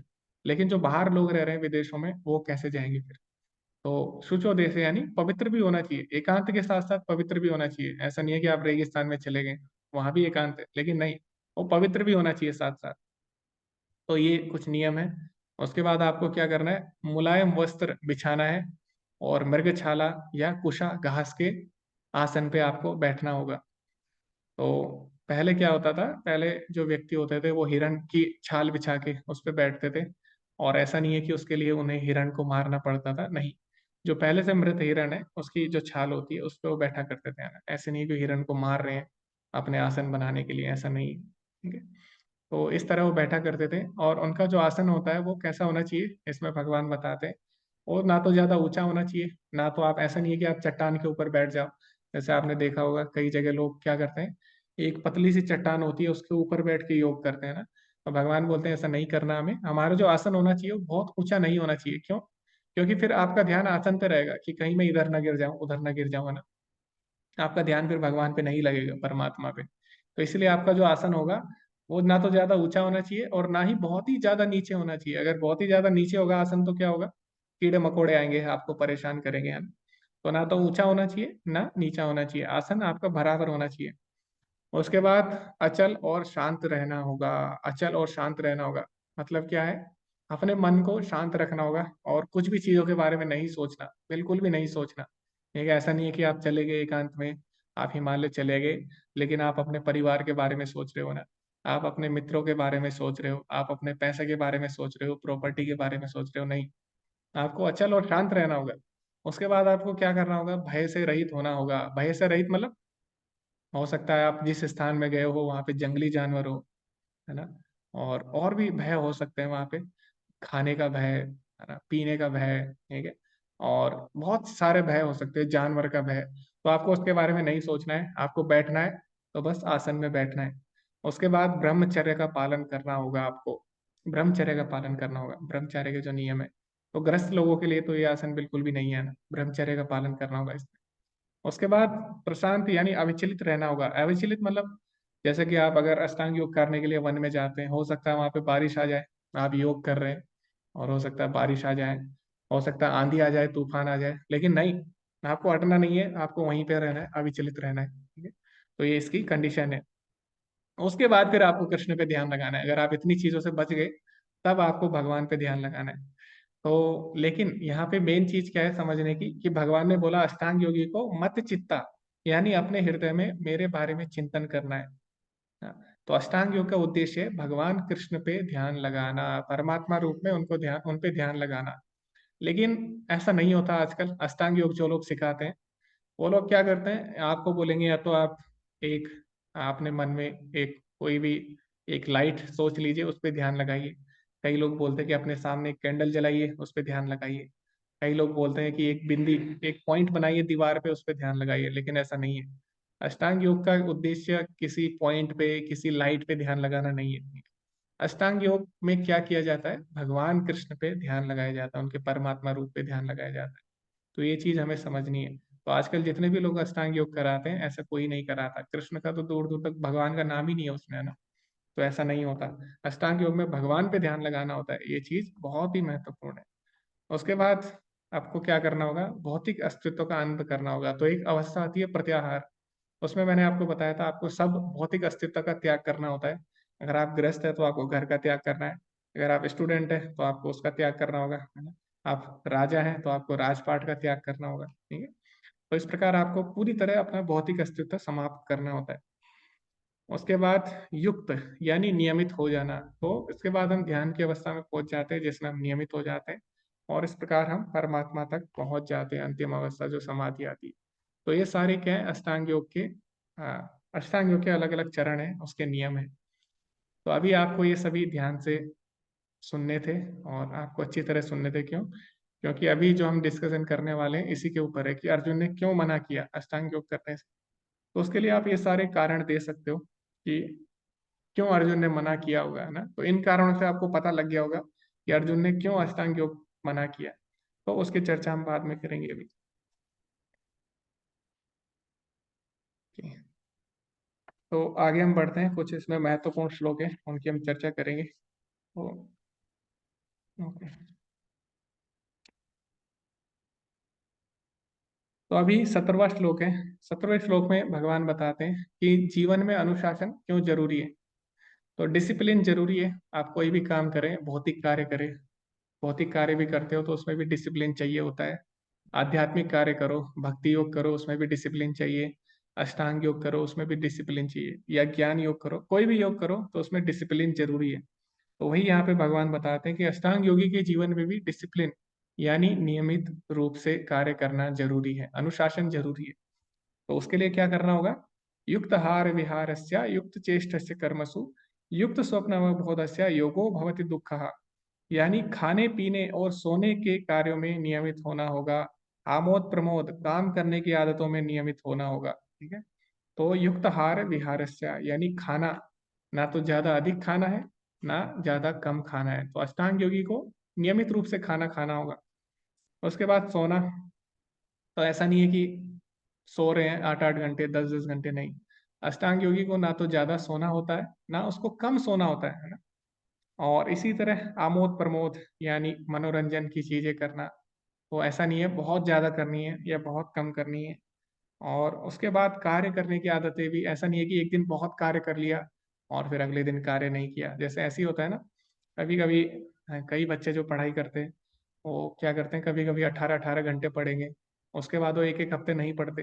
तो ऐसा कब होता है, जब एग्जाम का टाइम आता है परीक्षा का, वो पूरे साल नहीं पढ़ते, परीक्षा के कुछ दिन रहते हैं, उस समय क्या करेंगे, वो 18-18 घंटे पढ़ेंगे, ठीक है। तो भगवान बोलते हैं ऐसा नहीं है, हमें अपने जीवन में डिसिप्लिन रखना होगा। और जो विशेषकर अष्टांग योगी है उसके जीवन में डिसिप्लिन जरूरी है। ना तो उसे बहुत ज्यादा कार्य करना है ना उसे बहुत ही कम कार्य करना है, तो उसे हर दिन कुछ कार्य करना होता है, ठीक है। तो डिसिप्लिन रहना जरूरी है सोने के कार्य में और जागने के कार्य में, खाने के कार्य में, कार्य करने में, सब में डिसिप्लिन होना होगा। और इससे क्या होगा, अनुशासन से क्या होता है, भगवान बताते हैं योगो भवति दुःखः। जब योग में आप अनुशासन लाओगे तो इससे दुख हा मतलब दुखों का नाश हो जाएगा। तो अनुशासन से क्या होता है, हमारे जीवन में दुख नहीं आते हैं, ठीक है। तो इसीलिए डिसिप्लिन बहुत ही जरूरी है अष्टांग योग में। और हम देखते हैं कि भक्ति में भी ये चीजें अपने आप ही पालन इनका हो जाता है। तो युक्त आहार विहारस्य, खाना, खाने भी नियमित होना चाहिए। तो खाना भी हमारा रेगुलेट होता है ना। भक्ति में हम बताते हैं कि ये चीजें नहीं खानी है, ये चीजें खानी है, तो हमें उस हिसाब से खाना होता है ना। बहुत चीजें हैं जो हमें त्यागनी होती है, बहुत चीजें हमें खानी होती है। तो उसमें भी क्या है, ऐसा नहीं है कि प्रसाद है, कई लोग सोचते हैं प्रसाद है तो हम बहुत ज्यादा खा लेंगे ना, भगवान का प्रसाद है तो भगवान बुरा मान जाएंगे तो हम बहुत ज्यादा खा लेंगे ना। तो ऐसा भी नहीं है, ठीक है। तो भगवान, तो यहाँ पे भगवान बोल रहे हैं युक्त आहार, यानी आहार में भी आपको युक्त रहना होगा। ऐसा नहीं है कि भगवान का प्रसाद है तो आप बहुत ज्यादा खा रहे हो। तो नियमित खाना हमारा होना चाहिए। इस तरह हम देखते हैं कि भक्ति योगी का भी सोना और जागना नियमित होता है। तो भक्त क्या करेगा, जल्दी सो जाएगा, क्यों? क्योंकि उसको सुबह जल्दी उठना होता है, मंगल आरती करनी होती है। और इस प्रकार आमोद प्रमोद यानी भक्त लोग कीर्तन करते हैं, उसमें आनंद लेते हैं। तो ऐसा नहीं है कि कीर्तन ही करते जा रहे हैं, कीर्तन ही करते जा रहे हैं, नहीं, और भी सेवाएं होती है वो भी करनी होती है। तो इस प्रकार भक्त के भी जो कार्यकलाप है वो भी नियमित हो जाते हैं भक्ति योग में अपने आप, है ना। तो अष्टांग योगी को जो चीजें फोर्सफुली करनी पड़ रही है, भक्ति में वो चीजें अपने आप ही हो जा रही है, नेचुरली हो जा रही है ना। तो अष्टांग योगी को लेकिन ऐसा नहीं है, उसको फोर्सफुली ये चीजें करनी होगी, ठीक है।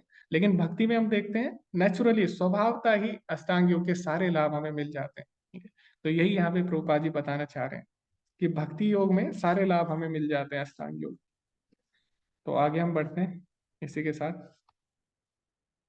आगे भगवान बताते हैं कि अष्टांग योग में क्या होना चाहिए। अष्टांग योग में मनुष्य को चाहिए कि संकल्प तथा श्रद्धा के साथ, ये 24वां श्लोक है, योगाभ्यास में लगे और पथ से विचलित ना हो। उसे चाहिए कि मनोधर्म से उत्पन्न समस्त इच्छाओं को निरपवाद रूप से त्याग दें, इस प्रकार मन के द्वारा सभी ओर से इंद्रियों को वश में करें। तो यहाँ पे जो महत्वपूर्ण चीज है वो क्या है, संकल्प और श्रद्धा के साथ हमें योग का अभ्यास करना होगा। तो संकल्प बहुत ही जरूरी है, चाहे भक्ति योग हो या अष्टांग योग हो, दोनों में संकल्प चाहिए। तो इसके लिए प्रभुपाद एक कहानी समझाते हैं गौरैये की। तो गौरैये की कहानी सुनाते हैं और किस प्रकार संकल्प जरूरी है भक्ति में। तो प्रभुपाद बताते हैं इसमें अपने तात्पर्य में कि एक बार एक गौरैया थी और उसने क्या किया, अंडे दिए थे समुद्र के किनारे। और जब आपने देखा होगा समुद्र की लहर आती है, कभी कभी बहुत ऊंची लहर आती है, तो लहर जब आती है तो उसके अंडे उस लहर में गिर जाते हैं, समुद्र के पास चले जाते हैं, समुद्र के अंदर। तो वो चिड़िया क्या करती है, वो सोचती है कि अब मैं क्या करूंगी, समुद्र को सुखा दूंगी। और वो क्या करती है, अपनी चोंच से धीरे धीरे एक एक बूंद करके उठा के स्टार्ट कर देती है, आरंभ कर देती है, समुद्र के एक बूंद उठा के उसको खाली करना शुरू कर देती है। तो जब समुद्र देव जो होते हैं, समुद्र के देवता, वो ये चीज देखते हैं तो वो बहुत ही हंसते हैं उस पे, चिड़िया पे, और बोलते हैं कि तुम कितने मूर्ख हो, तुम मुझे खाली करना चाहते हो लेकिन तुम्हारे 1000 जन्म बीत जाएंगे तब भी मैं खाली नहीं होऊंगा, ठीक है। और तुम मूर्ख हो, ये कहकर वो उसका उपहास करते हैं। लेकिन जो चिड़िया होती है उसको कोई फर्क नहीं पड़ता, वो क्या करती है, वो लगी रहती है समुद्र को खाली करने में। तो इस प्रकार जब समुद्र देव उसका मजाक उड़ाते हैं तो चिड़िया को बहुत ही ज्यादा बुरा लगता है, चिड़िया रोने लगती है। लेकिन फिर भी वो रोते रोते अपना कार्य करती रहती है। तो तभी क्या होता है, जो पक्षियों के राजा होते हैं गरुड़ देव, वो वहां से जा रहे होते हैं किसी तरह, तो उनकी दृष्टि उन पे पड़ जाती है चिड़िया पे, और वो देखते हैं कि चिड़िया रो रही है। अभी वो पक्षियों के राजा हैं, तो वो चिड़िया के पास जाते हैं, उससे पूछते हैं कि आप क्यों परेशान हो, क्यों आप इतना मेहनत कर रहे हो, परिश्रम कर रहे हो। तो मैं देख रहा हूँ कि आप समुद्र को खाली करना चाहते हो। तो चिड़िया बताती है कि समुद्र ने मेरे अंडे ले लिए हैं, और जो मेरे अंडे हैं वो वापस नहीं दे रहा है, और उसने मेरा मजाक उड़ाया, उपहास किया। तो अभी जो गरुड़ देव हैं, वो तो भगवान के भक्त हैं, उनके पास बहुत ही ज्यादा शक्ति है ना, वो चाहे तो समुद्र को सुखा सकते हैं। तो गरुड़ देव फिर समुद्र को चुनौती देते हैं कि अगर तुमने इसके अंडे वापस नहीं किए, तो मैं अभी तुम्हारा सारा पानी सुखा दूंगा। तो इस प्रकार जो समुद्र देव है वो आते हैं और चिड़िया से क्षमा मांगते हैं, गरुड़ देव से क्षमा मांगते हैं, और चिड़िया के अंडे वापस दे देते हैं। ठीक है। और यही हाल हमारा भी है भौतिक जीवन में। हम क्या कर रहे हैं, प्रयास कर रहे हैं छोटा छोटा। अभी जो माया है वो बहुत बड़ी है ना, लेकिन हम उससे नहीं लड़ सकते, माया के सामने कुछ भी नहीं है। माया भगवान की शक्ति है, ठीक है, और वो भी उतनी शक्तिशाली है जितने भगवान है। भगवान से कम शक्तिशाली है, लेकिन तुलनात्मक रूप से देखा जाए तो कंपेरेबल है ना, हमारी तुलना में देखा जाए तो कंपेरेबल है, तुलनात्मक है। तो अभी हम माया से लड़ना चाहते हैं जो कि बहुत ही शक्तिशाली है। तो हम भी चिड़िया की तरह है और माया समुद्र की तरह है। तो हम माया से बिल्कुल भी नहीं लड़ सकते। तो इसका मतलब क्या है, हम लोग क्या भक्ति ना करें? नहीं, हमें चिड़िया की तरह लगे रहना है, छोटा छोटा प्रयास करना है। क्यों? क्योंकि हमें पता है कि हमारे प्रयास से कुछ नहीं होने वाला, लेकिन अगर भगवान की दृष्टि हम पे पड़ेगी, भगवान की कृपा पड़ेगी, या जो वैष्णव है जैसे गरुड़ देव, भगवान के भक्त की कृपा हुई, तो चिड़िया को सिद्धि प्राप्त हुई है ना, अपने जो लक्ष्य है वो प्राप्त हुआ। इसी प्रकार जब हम प्रयास करेंगे, हमें पता है कि हम नहीं कर सकते, माया से नहीं लड़ सकते, लेकिन जब हम प्रयास करते रहेंगे, हमारे आचार्यों ने जो नियम बताए उसका पालन करते रहेंगे, तो क्या होगा, हमारे आचार्य या जो हमारे गुरु हैं या जो वैष्णव हैं, उनकी कृपा दृष्टि हम पे पड़ेगी, वो हमको देखेंगे, और उनकी कृपा से और भगवान की कृपा से हम इस भवसागर को पार कर जाएंगे। तो हमें संकल्प रखना होगा। ठीक है। तो हमें हमें पता है हम कुछ नहीं कर पाएंगे, लेकिन चिड़िया की तरह, जैसे चिड़िया को पता था वो कुछ नहीं कर पाएगी, फिर भी वो कर रही थी, है ना। लेकिन बाद में भगवान के भक्त की कृपा से उसका उद्धार हुआ। इसी तरह हमें भी क्या करना है, हमें प्रयास करते रहना है। हमें पता है कि हम अपने प्रयास से नहीं कर पाएंगे कुछ भी, लेकिन हम जब अभ्यास करेंगे, भगवान देखेंगे, भगवान के भक्तों की दृष्टि पड़ेगी, तब जाके उनकी कृपा से कुछ हो सकेगा। लेकिन उनकी कृपा दृष्टि कब पड़ेगी, जब हम कुछ करेंगे तभी तो वो देखेंगे, है ना। जब चिड़िया कुछ कर रही थी तभी तो गरुड़ देव ने उसको देखा। तो ऐसा नहीं कि हम पड़े रहेंगे और भगवान के भक्त हम पे कृपा करेंगे, नहीं, हमें भी उसके लिए प्रयास करना होगा। तो भक्ति में दोनों चीजें जरूरी है, कृपा और प्रयास। ठीक है। तो प्रयास के साथ साथ हमें कृपा भी जरूरी है, कृपा के साथ साथ प्रयास भी जरूरी है। तो दोनों को साथ लेके चलना होता है। जैसे रेल की दो पटरियां होती है, वैसे ही कृपा और प्रयास है, दोनों को साथ में लेके हमको चलना होगा। ठीक है। तो इसी तरह हम भी भवबंधन को पार कर पाएंगे। तो संकल्प दोनों में जरूरी है, चाहे अष्टांग योग हो या भक्ति योग हो, ये चीज हमें इससे सीखने को मिलती है। अभी जो 26वां श्लोक है उसमें भगवान बताते हैं कि जो मन है, लेकिन मन का स्वभाव क्या है, मन को आप वश में कितना भी करना चाहे, मन का स्वभाव है भागना, मन हमेशा भागेगा। तो भगवान यही बोलते हैं, यतो यतो निश्चलति मनश्चंचलम अस्थिरम। जो आपका अस्थिर जो आपका चंचल मन है वो क्या करेगा, यतो यतो निश्चलति, जहां जहां भी जाता है। अब क्या करना है, जाएगा, मन का स्वभाव है, लेकिन आपको क्या करना है, आप ततस्तो नियमेतत् आत्मनैव वशम नयेत, आपको नियमों के द्वारा उसको दोबारा से खींच के वापस लाना होगा। ठीक है। तो हम, यही होता है हमारे साथ भी। और यहाँ पे अष्टांग योगी को भगवान बोल रहे हैं कि तुम्हारा मन भटकेगा, तुम्हारे मन में अलग अलग विचार आएंगे, लेकिन तुमको चिंतित नहीं होना, तुमको इसको खींच के दोबारा वापस लाना होगा। ठीक है। तो इसी तरह जब हम लोग चैंटिंग करते हैं, भगवान का नाम लेते हैं, तो हमारा मन भी इधर उधर भागेगा। भगवान बोल रहे हैं भागेगा, लेकिन तुमको क्या करना है, ततस्थो नियमेतत् आत्मनैव वशम नयेत्, तुमको दोबारा से खींच के इसको वापस लाना होगा। तो मन भागेगा, भगवान भी मानते हैं इस बात को, लेकिन हमें उसको खींच के वापस लाना होगा, और इसका हमें अभ्यास करना होगा। तो यही बात यहाँ पे भगवान बताते हैं। तो इसमें फिर भगवान बताते हैं 28वें श्लोक में कि परमात्मा के निरंतर संपर्क में रहने से परम सुख की प्राप्ति होती है। तो जब हम मन को वश में कर लेंगे, भगवान की इच्छा के अनुसार कार्य करेंगे, भगवान से संपर्क बना लेंगे परमात्मा रूप में, तो हम निरंतर सुख की प्राप्ति कर सकते हैं, है ना। रमन्ते योगिनो अनंतः, तो योगी जो होते हैं अनंत सुख का अनुभव कर सकते हैं। कैसे?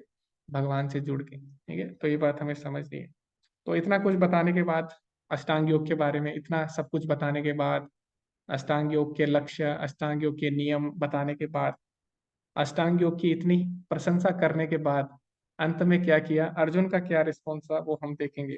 अर्जुन ने क्या बोला। अर्जुन उवाच यो अयम योगस्त्वया प्रोक्तः साम्येन मधुसूदन इत्यस्याहं न पश्यामि चंचलत्वा स्थितम स्थिराम।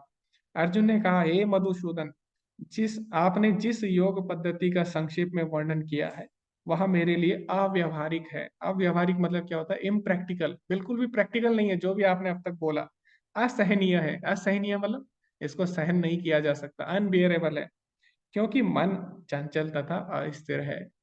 तो एक तो ये प्रैक्टिकल नहीं है, अर्जुन ने मना कर दिया। भगवान ने इतनी अच्छी चीजें बताई, लेकिन अर्जुन ने क्या किया? मना कर दिया। अर्जुन ने बोला, नहीं, मेरे से बिल्कुल भी नहीं होगा जो भी आपने बताया। आपने बताया अच्छी चीज है, आपने बोला वन में जाओ और वहां पे ऐसा करो, सारी चीजें भूल जाओ, अपनी सब चीजें त्याग कर दो, है ना, मेरे में ध्यान लगाओ, मन को वश में करो। लेकिन अर्जुन ने बोला, बात तो बिल्कुल सही है आपकी, बहुत ही अच्छी बात बोली आपने, लेकिन भगवान ये मेरे लिए प्रैक्टिकली नहीं है, अव्यवहारिक है और असहनीय है, इसको मैं सहन नहीं कर सकता।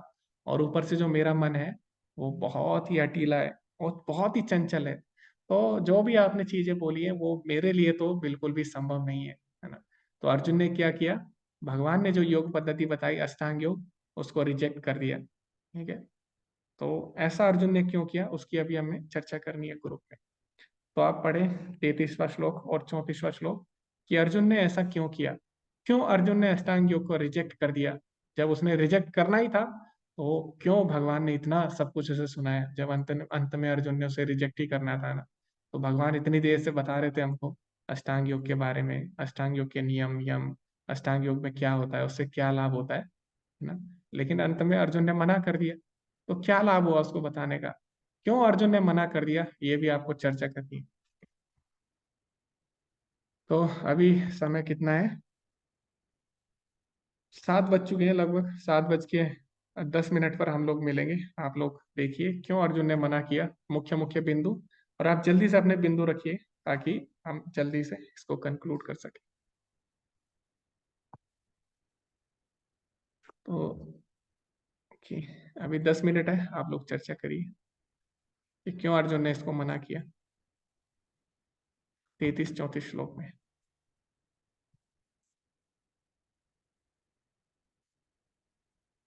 बोलिए। जी प्रभु जी, अब आप बोल सकते प्रभु जी, हमारे ग्रुप में जो चर्चा हुई उसके आधार पे मैं अपनी बातें रख रहा हूँ। हमारे ग्रुप का ही बात है, ये हमारी सिर्फ नहीं है। अर्जुन एक महान योद्धा था, अतः वह अपना जो कर्म जो उसका था युद्ध करना, वो त्याग नहीं सकता था। वो त्याग करके अष्टांग योग के लिए वो एकांत में वासन नहीं कर सकता था। दूसरी बात है, अर्जुन तो एक माध्यम था। ये जो कहा जा रहा है, वो सामान्य व्यक्ति का प्रतिनिधि के रूप में अर्जुन वहां उपस्थित था। सामान्य व्यक्तियों कैसे इसको अपनाएंगे? तो सामान्य व्यक्ति के लिए बिल्कुल असंभव है अष्टांग योग जो बताया भगवान ने बताया है कि उसको अपनाए और अपना करके भगवत भक्ति प्राप्त करे। दूसरी बात है कि कलयुग में तो हम समझते हैं कि आयु कम है, बुद्धि कम है, कुछ साधन नहीं है, हम कहाँ से मृग छाल लाएंगे? मृग का छाल हम लेंगे तो भगवान हमारी छाल उतार देगा। भगवान नहीं, कम से कम सरकार तो जरूर, सरकार उतार देंगे। तो इसकी वजह से साधन भी कमी है, तो हम वो योग हम नहीं कर सकते हैं।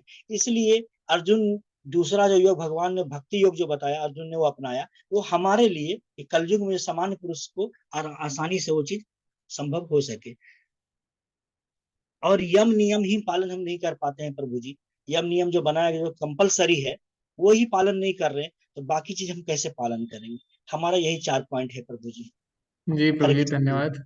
हरे कृष्णा। तो जो प्रभु जी ने 4 पॉइंट्स बताए वो मैं बता देता हूँ ताकि आप लोग उसमें ऐड कर सके फिर अपने पॉइंट्स ना। तो ऐसा सही रहेगा, क्योंकि साधारणतः क्या होता है, तो पहला ग्रुप है वो सब चीज़ बता देते हैं, बाकी के 2 ग्रुप्स के पास कुछ पॉइंट्स नहीं रहते। तो अभी प्रभु जी ने जो 4 चीज़ें बताई है वो है, पहला कि त्याग कठिन है आजकल के समय में, और त्याग बहुत ही कठिन है, अर्जुन के लिए भी कठिन था, तो हम कैसे कर सकते हैं।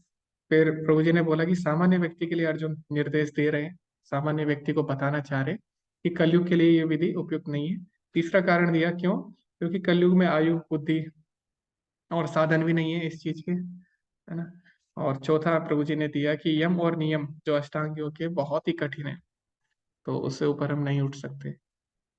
तो इससे आगे अगर आप पॉइंट्स बताना चाहें तो इसमें ऐड कर सकते हैं 4 और पॉइंट्स। हरे कृष्ण नेहा माता जी। हरे कृष्ण माता जी। प्रभु जी जी जी धन्यवाद। जी, धन्यवाद। प्रभु जी, इसमें बोला जा रहा है कि अष्टांग योग में अनुशासित रहना पड़ता है, जो कि अभी के युग में सहज ही नहीं है। फिर दूसरी बात हम देखेंगे कि आधुनिक युग के जो लोगों में पेशेंस की कमी काफी ज्यादा होती है। तो संकीर्तन ही एक सहज माध्यम है जिसकी वजह से आप कर सकते हैं। तो इस वजह से भी अष्टांग योग के माध्यम को अर्जुन ने रिजेक्ट किया। ठीक है। और हम देख सकते हैं कि अर्जुन काफी बलवान थे। ठीक है। और उन्होंने काफी सारी चीजों को कंट्रोल में कर लिया था। लेकिन ये सारे जो क्वेरीज थे, ये सारे जो क्वेश्चंस थे, वो कलयुग के लोगों को या हम सभी लोगों को ध्यान में रखते हुए वो पूछ रहे थे। और इस चीज का उल्लेख चैतन्य महाप्रभु ने भी बताया है कि संकीर्तन से मन को वश में बहुत आसानी से किया जा सकता है। सो ये पॉइंट है। और एकांतवास तो पॉसिबल ही नहीं है। अष्टांग योग में पतन होने की संभावना हमेशा बनी रहती है, जो कि संकीर्तन से हम भटकने की संभावना काफी हद तक कम हो जाती है। बिकॉज हम एक दूसरे के संपर्क में रहते हैं, तो हमें भी लगता है कि नहीं, अगर ये ऐसे है तो हम वैसे क्यों नहीं है करके। सो ये इम्पोर्टेंट चीज है। और जी। भक्ति जो है काफी आनंदमयी होती है। जी जी जी। तो इस वजह से ये कर पाना काफी सहज है rather देन अष्टांग योग। ओके जी माता जी, धन्यवाद। आपने जी। अभी अच्छे पॉइंट्स रखे। और सबसे पहले माता जी ने बोला अनुशासन जो है वो जो अष्टांग योग के अनुशासन है वो बहुत ही कठिन है अगर हम तुलना करें भक्ति में जो अनुशासन है उनकी। लेकिन ऐसा नहीं है कि भक्ति में हमें अनुशासन नहीं रखना। ठीक है, हमें भक्ति में भी अनुशासन रखना है। अनुशासन सब जगह जरूरी है, भक्ति छोड़िए। अगर कोई भौतिक कार्य भी है उसमें हमें उसमें भी अनुशासन जरूरी है। जैसे स्टूडेंट की जो लाइफ है, विद्यार्थी, उसमें भी अनुशासन जरूरी है। कोई गृहस्थ है तो जैसे आपने देखा जो माता जी लोग हैं वो सुबह जल्दी उठ के खाना बनाती है बच्चों के लिए, ना अपने घर के लिए। तो कोई भी कार्य हो उसमें अनुशासन बहुत ही जरूरी है, ना केवल भक्ति बल्कि भौतिक कार्य में। तो अनुशासन तो सब जगह चाहिए। हाँ, हो सकता है कि जो अष्टांग योग है उसमें बहुत ही ज्यादा अनुशासन हो, बहुत ही स्ट्रिक्ट हो, तो ये भी पॉइंट है। फिर माता जी ने बोला धैर्य नहीं है आजकल के समय में, कि जो अष्टांग योग है उसमें धैर्य रखना पड़ता है। ऐसा नहीं है कि आपको तुरंत भगवत प्राप्ति हो जाएगी। आपको उसमें बहुत ही प्रयास करना होगा, कठिन प्रयास करना होगा, साथ ही धैर्य रखना होगा। और भक्ति में क्या है, भक्ति में आप आनंद लेते रहते हो साथ साथ। लेकिन अष्टांग योग में ऐसा नहीं है कि आपको साथ साथ आनंद आएगा। आनंद की अवस्था बहुत ही अंत में आती है, लेकिन भक्ति में आप शुरू से ही आनंद है। भक्ति एक रसगुल्ले की तरह है, कहीं से भी आप खाओ आनंद ही आनंद है। लेकिन अष्टांग योग ऐसा नहीं है, शुरू में बहुत ही ज्यादा आपको परेशानी होती है, उसके बाद आपको आनंद आता है उसमें। फिर माता जी ने बोला कलयुग में संकीर्तन यज्ञ से हम सारे लाभ प्राप्त कर सकते हैं, भगवान के नाम का संकीर्तन करके। तो फिर हम इतनी कठिन प्रयास क्यों करें, इतना कठिन प्रयास क्यों करें, जब चैतन्य महाप्रभु ने हमें आसान सी चीज बताई। तो ये तीसरा पॉइंट था। चौथा पॉइंट था कि एकांत में निवास करना कठिन है, आजकल के समय में प्रैक्टिकल नहीं है। विशेषकर जो लोग बाहर के देश में है ना, वो एकांत और पवित्र स्थान में नहीं जा सकते। जो सिटी में, शहर में लोग हैं, जो घर में लोग रह घर में गृहस्थ में लोग हैं, उनके लिए बहुत ही कठिन है। ओके, हरे कृष्णा राजश्री माता जी। हरे कृष्ण प्रभु जी। जी हमारे जो सारे पॉइंट थे वो तो इसमें कवर हो गए हैं। एक ये है जो इसमें अष्टांग योग में है कि कैसा आसन होना चाहिए। तो वो जो है मृग छाला बिछा के फिर योग करना है। तो वो भी इस कलयुग में मुश्किल है मृग छाला मिलना भी। और गवर्नमेंट के रूल्स के हिसाब से भी वो ढूंढना भी मुश्किल हो जाता है। तो वो एक रीजन है ये सब के अलावा। और दूसरा एक रीजन है कि अर्जुन जो था वो राजवंशी था, भगवान का मित्र था, दिव्य पुरुष था, दीर्घायु था। फिर भी ये पद्धति को, ये अष्टांग योग पद्धति को वो अव्यावहारिक बताते हैं। तो हम तो कोई इससे बहुत छोटे हैं, छोटी चीज हम नहीं कर सकते ये सब। तो हमारे लिए तो ये और भी ज्यादा मुश्किल है। एक ये प्रभु जी नहीं पॉइंट आया, ये हम बाकी सारे पॉइंट तो आ गए हैं। और अष्टांग योग में हम इंद्रियों को जो वश में करते हैं वो कृत्रिम तरीका होता है, और हम भक्ति योग से जो इंद्रियों को वश में करते हैं वो नेचुरली होता है, वो स्वतः होता है। तो ये एक डिफरेंस है इसमें। जी माता जी, धन्यवाद। तो जी, तो आपने जो आयु वाली बात बोली और मेरे को छाला वाली, वो ऑलरेडी हो चुकी है। मेरी माता जी ने एक नया जो पॉइंट बोला वो ये है कि इसमें हमें आर्टिफिशियली ट्राई नहीं करना होता। भक्ति में चीज़ें अपने आप हो जाती है। शुरू में करनी पड़ सकती है आपको, लेकिन धीरे धीरे अपने आप होने लगती है चीज़ें। लेकिन अष्टांग योग में आपको आर्टिफिशियली करना पड़ेगा सारी चीज़ें, है ना। आपको इंद्रियों को वश में करना पड़ेगा, लेकिन आपको नहीं पता इंद्रियों को कैसे वश में करना है, कहाँ उनको लगाना है। क्योंकि इंद्रियों को वश में करना मतलब है उनको कहीं ना कहीं लगाना होगा। लेकिन अष्टांग योग में ऐसा नहीं है, आपको बस उनको हटाना है, लगाना कहीं नहीं है, ठीक है। तो जो कि बहुत ही ज्यादा कठिन है और आर्टिफिशियल रहता है। इसीलिए जो अष्टांग योगी, जो लोग हिमालय पे जाते हैं, कई लोग, उनमें से बहुत ही कम लोग हैं जो वहां पे रह पाते हैं। बाकी लोग क्या करते हैं, नीचे आके फिर वो लोग उल्टे सीधे काम करने लगते हैं। तो इसीलिए बहुत ही कठिन है। तो ये माता जी ने बहुत ही अच्छा पॉइंट बोला। दूसरा, जो दो चीजें जो किसी ने चर्चा नहीं की, दो चीजें वो रह गई है और हम अभी उसके बारे में डिस्कशन करेंगे। ये जो अष्टांग योगी होता है वो हमेशा अपने कल्याण के बारे में सोचता है, अपने उत्थान के बारे में सोचता है। उसको क्या है कि उसको बस परमात्मा के ध्यान में रहना है। उसको आनंद चाहिए अपने जीवन में। दूसरों को आनंद मिले ना मिले उसको कोई चिंता नहीं है, ठीक है। उसको क्या चाहिए, अपना आनंद चाहिए बस। लेकिन भक्ति में ऐसा नहीं होता। भक्ति में अगर आप भक्ति कर रहे हैं तो आपको साथ साथ और लोगों को भी भक्ति में लगाना होता है ना। जैसे प्रभुपाद जी हैं, प्रभुपाद जी चाहते तो अकेले वृंदावन में रह सकते थे, एक ध्यान योगी की तरह वो भी चैंटिंग कर सकते थे अकेले में, एकांत जगह पे, पवित्र जगह पे। लेकिन उन्होंने ऐसा नहीं किया। उल्टा, उन्होंने बिल्कुल उल्टा किया ना। एकांत जगह पे जाते हैं, लेकिन प्रभुपाद जी कहाँ गए, जहाँ सबसे ज्यादा भीड़ है। न्यूयॉर्क में गए, अमेरिका में गए। और पवित्र स्थान में जाते हैं लोग, लेकिन प्रभुपाद जी कहाँ गए, सबसे अपवित्र जगह में गए, न्यूयॉर्क में, है ना, जहाँ पे सारे गलत काम होते हैं। तो भक्त क्या करता है, भक्त अपने बारे में नहीं सोचता। भक्त हमेशा दूसरों के कल्याण के बारे में सोचता है। लेकिन जो अष्टांग योगी होता है वो क्या करेगा, हमेशा अपने बारे में सोचेगा, मैं कैसे भगवान की प्राप्ति करूं, मैं कैसे समाधि तक जाऊं। तो उसके अंदर मैं रहता है, लेकिन भक्त के अंदर मैं नहीं रहता, है ना। वो अपने आप को भगवान का सेवक समझता है, और वो समझता है किस तरह मैं भगवान की सेवा में सबको लगाऊं, ठीक है। तो ये भक्त का भाव होता है, और अष्टांग योगी में ये अंतर होता है। दूसरा, जो अष्टांग योग होता है उसमें सिद्धि जब मिलती है, अष्टांग योग का एक बहुत ही अच्छा लाभ, फ्रूट, फल, वो क्या होता है, सिद्धि। तो जब अष्टांग योग करते हैं कुछ लोगों को सिद्धि मिल जाती है, अनेक सिद्धियां मिलती है। और उसके कारण क्या होता है, वो अपने आप को भगवान मानने लगते हैं ना। तो ऐसा हुआ भी है, ऐसा होता भी, आज भी होता है। कई लोग अपने आप को भगवान मानते हैं, क्यों? क्योंकि उनके पास कुछ सिद्धियां आ जाती है अष्टांग योग के कारण। तो अपने आप को भगवान मानने लगते हैं, जिसके कारण क्या होता है, उनका पतन हो जाता है, ठीक है। तो ये भी है, लेकिन भक्ति योग में ऐसा नहीं है। हमें शुरू से ही पता है अपनी पोजीशन, हम भगवान के दास हैं और हमेशा रहेंगे, ठीक है। लेकिन अष्टांग योग में ऐसा नहीं होता।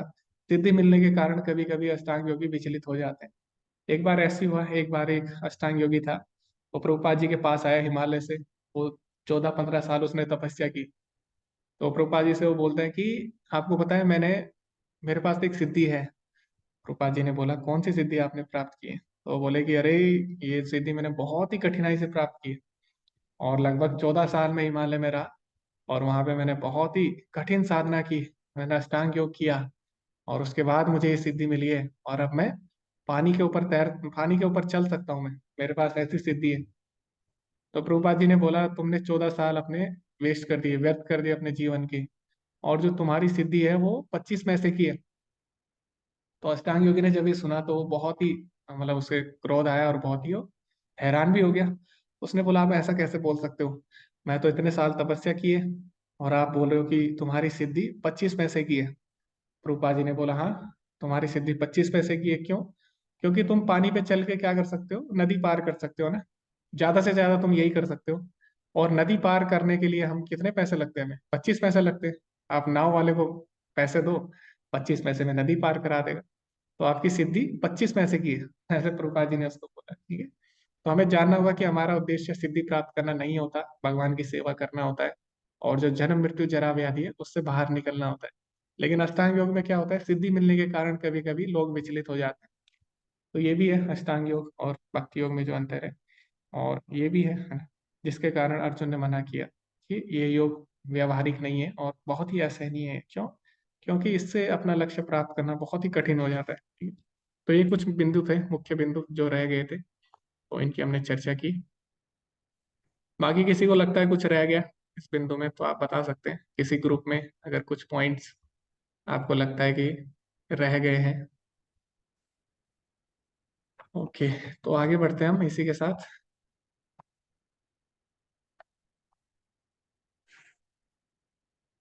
तो आगे प्रभुपाद जी क्या बोलते हैं? अभी प्रभुपाद जी बताते हैं अर्जुन के बारे में कि अर्जुन ने मना किया, और तो फिर हम कौन होते हैं ना? हम अर्जुन के सामने कुछ भी नहीं है। तो प्रभुपाद जी बोलते हैं जरा सोचिए उसकी योग्यता क्या है। अभी अर्जुन के बारे में बता रहे हैं, वह कृष्ण का प्रत्यक्ष मित्र है, भगवान का सखा है वो। ठीक है? और वह एक महान योद्धा है। अब अर्जुन इतना महान योद्धा है कि उसने शिव जी से युद्ध करके उनसे पशुपात अस्त्र भी ले लिया, है ना, वरदान के रूप में। उसने क्या किया? इंद्र से, इंद्र की सहायता की, है ना, जब वो स्वर्ग लोक गया, इंद्र की सहायता की उसने असुरों को हराने में, और इंद्र ने भी उसको वरदान दिए। बहुत सारे देवी देवता हैं जिन्होंने अर्जुन को वरदान दिए। अर्जुन के पास बहुत सारे अस्त्र शस्त्र है, उसके पास दिव्य रथ है, उसके पास दिव्य धनुष है, उसके जैसा धनुष किसी के पास नहीं है, उसके जैसा रथ किसी के पास नहीं है, उसके जैसे जो अस्त्र शस्त्र है उसके पास किसी के पास नहीं है पूरी दुनिया में। ठीक है? पूरे विश्व में। तो अर्जुन क्या है? बहुत ही महान योद्धा है, उसके जैसा कोई भी नहीं है। उसके पास प्रशासनिक क्षमता है, साथ ही साथ वो एक बहुत ही अच्छा लीडर भी है, और साथ ही उसका ज्ञान, अर्जुन का ज्ञान बहुत ही महान है। कैसे हम समझ सकते हैं? प्रभुपाद जी बोलते हैं उसके ज्ञान की तुलना हम ऐसे कर सकते हैं, इस भगवत गीता को उन्होंने 1 घंटे के भीतर समझ लिया। यहाँ भगवत गीता जो वर्तमान समय में एक जीवन में नहीं समझी जाती है, अर्जुन ने इस भगवत गीता को 1 घंटे में समझ लिया। वह कितना बुद्धिमान था, और साथ ही साथ वो शाही परिवार से ताल्लुक रखता था, उसकी सुविधाएं, उसके पास सारी सुविधाएं थी, है ना। तो अर्जुन इतना बड़ा ज्ञानी है।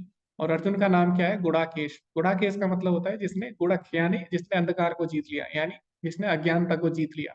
तो अर्जुन का नाम भी था गुड़ाकेश, जिसने अज्ञानता को जीत लिया। और जो भगवत गीता समझने में हमें एक जीवन भी कम पड़ जाता है, अर्जुन ने 1 घंटे में समझ भी लिया, उसका कंक्लूजन निकाला और उसको प्रैक्टिकली अप्लाई भी करके दिखा दिया। ठीक है? तो अर्जुन इतना बड़ा ज्ञानी था। और साथ ही साथ उसका अगर आप बैकग्राउंड देखें अर्जुन का, है ना, उसका परिवार देखें, उसका वंशावली, तो महान महान योद्धा है उसके वंश में, महान महान भक्त हुए हैं, कुंती महारानी है। ठीक है?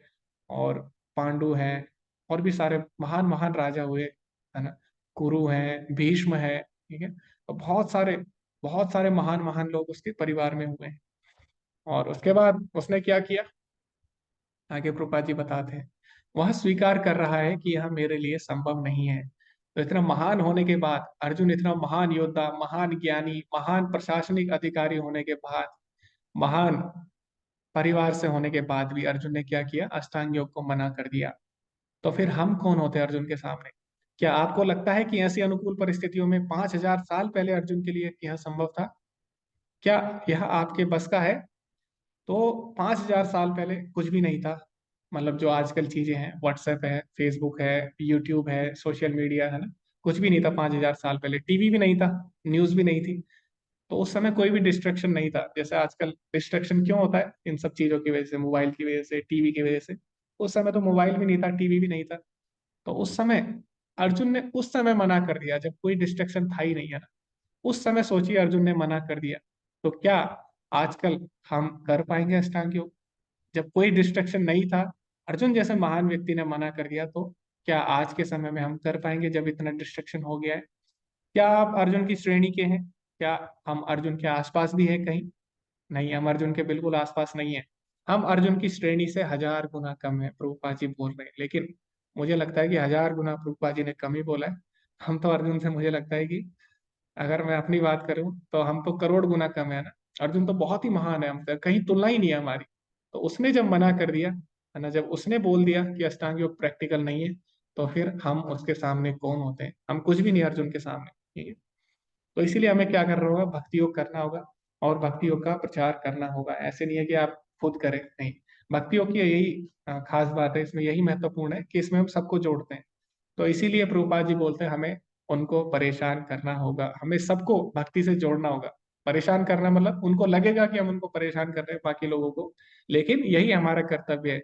हमें ईर्ष्यालु व्यक्तियों को परेशान करना होगा। हरे कृष्णा, उन्हें परेशान करना हमारा कर्तव्य है। तो प्रभुपाद जी बोल रहे हैं कि हो सकता है किसी को पसंद ना आए आप प्रचार करें, सबको लगे कि आप उन्हें परेशान कर रहे हैं, लेकिन नहीं, वास्तव में आपको प्रचार करना है, ये आपका कर्तव्य है और आपको ये करना ही होगा, चाहे कोई परेशान हो इससे या ना हो। और यही सबसे बड़ी सेवा है। जैसे अगर कोई आदमी सो रहा हो और कोई उसे मारने आ रहा हो और दूसरा दोस्त बोले ए मिस्टर जागो जागो, है ना, तो वहां कह सकता है कि तुम मुझे क्यों परेशान कर रहे हो, लेकिन यही सबसे बड़ी सेवा है, वह बच जाएगा। तो अगर कोई व्यक्ति, अगर उसको कोई मारने आ रहा है और वो सो रहा है चैन से, और अगर आप उसको उठा रहे हो, तो क्या आप उसको परेशान कर रहे हो? नहीं, आपने तो उसकी जान बचाई है ना। तो इसी प्रकार प्रभुपाद जी बोल रहे हैं, माया उसे मारने आ रही है, उसे नरक के अंधेरे में भेजने के लिए, तुम उसे बचा रहे हो, हरे कृष्ण का जप करो और बच जाओ। तो इसीलिए हमें क्या करना है, भले ही किसी को लगे कि हम उनको परेशान कर रहे हैं, तो कई लोग बोलते हैं आप क्यों भगवत गीता पढ़ रहे हो, हमको परेशान कर रहे हो, क्यों आप हमको भगवत गीता दे रहे हो, क्यों आप पुस्तकें बांट रहे हो, क्यों आप भगवान के नाम का कीर्तन कर रहे हो। तो नहीं, लेकिन नहीं, ऐसा नहीं है हम किसी को परेशान कर रहे हैं, बल्कि वास्तव में सबसे बड़ी सेवा है ना हम किसी के लिए जो कर सकते हैं। तो क्यों? क्योंकि अगर आप किसी के लिए, किसी को अगर आप हॉस्पिटल ले जाते हो, उसकी अगर आप इलाज कराते हो, तो क्या होगा, कुछ समय के लिए वो सही हो जाएगा, लेकिन दोबारा जन्म मृत्यु जरा व्याधि, दोबारा से बीमारी आएगी, दोबारा से बुढ़ापा आएगा, ये चलता रहेगा ना, पुनरपि जन्मम पुनरपि मरणम। तो किसी की अगर आपको वास्तव में सेवा करनी है, तो प्रभुपाद जी के जो गुरु है भक्ति सिद्धांत सरस्वती ठाकुर, वो बोलते हैं कि किसी की सबसे बड़ी सेवा है, अगर किसी को आप हॉस्पिटल ले जाते हो, उससे 1000 गुना बड़ी सेवा है किसी को आप भगवान की भक्ति दे देते हो। क्यों? क्योंकि हॉस्पिटल ले जाके दोबारा उसको बीमारी हो जाएगी, दोबारा बुढ़ापा आएगा, तो होना ही है, आप उसको नहीं रोक सकते। लेकिन किसी को अगर आप भगवान के भक्त बनाते हो, भगवान से जोड़ देते हो, तो जन्म मृत्यु जरा व्याधि उसको कभी भी नहीं होगी, है ना। तो आप उसका परमानेंट इलाज कर देते हो। तो इसीलिए हमें क्या करना है, हमें अगर किसी का वास्तव में अगर भला चाहिए, अगर आप चाहते हो, अगर आप किसी को सच में प्रेम करते हो, अगर आप किसी को सच में भला करना चाहते हो, तो आपको क्या करना होगा, उसको भगवान से जोड़ना होगा। यही उसकी सेवा है, ठीक है। भले ही उसे अच्छा ना लगे, अभी हो सकता है, लेकिन बाद में ये उसी की भलाई के लिए, सबके कल्याण के लिए भक्ति हमें सबको बांटनी होगी। तो हमें प्रचार करना होगा, क्योंकि प्रचार करना सबसे अच्छी सेवा है। तो कृष्ण भावना में भावित व्यक्ति खाली नहीं बैठ सकता, वह सोचता है कि जीवन का इतना अच्छा दर्शन क्यों न वितरित किया जाए। जैसे आप कोई मूवी देखते हो, अब आप क्या सोचते हैं कि ये मूवी सबको देखे, ऐसे भक्त लोग नहीं देखते, लेकिन पहले की बात कर रहा हूँ। तो पहले हम क्या सोचते थे, जब मूवी देखने जाते थे, हम सोचते थे कि सब लोग ये मूवी देखे ना, हमें अच्छी लगी। या फिर जब आप कोई अच्छा काम करते हैं, आप सोच सबको बताते हैं कि ये अच्छा है, बहुत अच्छा है, आप भी ट्राई कीजिए, है ना। तो इसी प्रकार भक्ति सबसे अच्छी चीज है, तो क्यों ना इसका भी प्रचार किया जाए। जब हम फालतू सांसारिक चीजों का प्रचार कर सकते हैं, मूवी का प्रचार कर सकते हैं, है ना, और सांसारिक चीजों का प्रचार कर सकते हैं, तो क्यों ना हम भक्ति का भी प्रचार करें। तो हमें भक्ति का भी प्रचार करना है, यही हमारा मिशन है। एक योगी अपने स्वयं के उत्थान से संतुष्ट हो सकता है, वे एकांत स्थान पर बैठे हैं, योग का अभ्यास कर रहे हैं, स्वयं को दिव्य जीवन में ऊपर उठा रहे हैं, यह उनकी निजी चिंता है। तो वो हमेशा अपने बारे में सोच रहे हैं, अपने ध्यान कर रहे हैं, अपने सिद्धि प्राप्त कर रहे हैं, अपने लाभ के लिए उनको प्रयोग कर रहे हैं। लेकिन एक भक्त केवल अपने आप को ऊपर उठाने से संतुष्ट नहीं होता। हम वैष्णव को अपना सम्मान देते हैं। क्यों? वांछा कल्पतरुभ्यश्च कृपा सिंधुभ्येव च, क्योंकि वैष्णव जो है करुणा का सागर होता है, वो कभी भी अपने बारे में नहीं सोचता, हमेशा दूसरों पे करुणा करता है ना। पतित नाम पावनेभ्यो, और पतितों को भी ऊपर उठाता है, वैष्णवेभ्यो नमो नमः। इसीलिए हम सारे वैष्णवों को प्रणाम करते हैं, क्योंकि वैष्णव कभी भी अपने बारे में नहीं सोचता, हमेशा दूसरों पे कृपा करता है और पतितों को ऊपर उठाता है, ठीक है, खुद भी ऊपर उठता है और दूसरों को भी साथ ले जाता है। तो इसीलिए भक्ति और भगवान के नाम का प्रचार सबसे श्रेष्ठ है। इसीलिए उपदेशक भक्त भगवान का सबसे प्रिय भक्त है।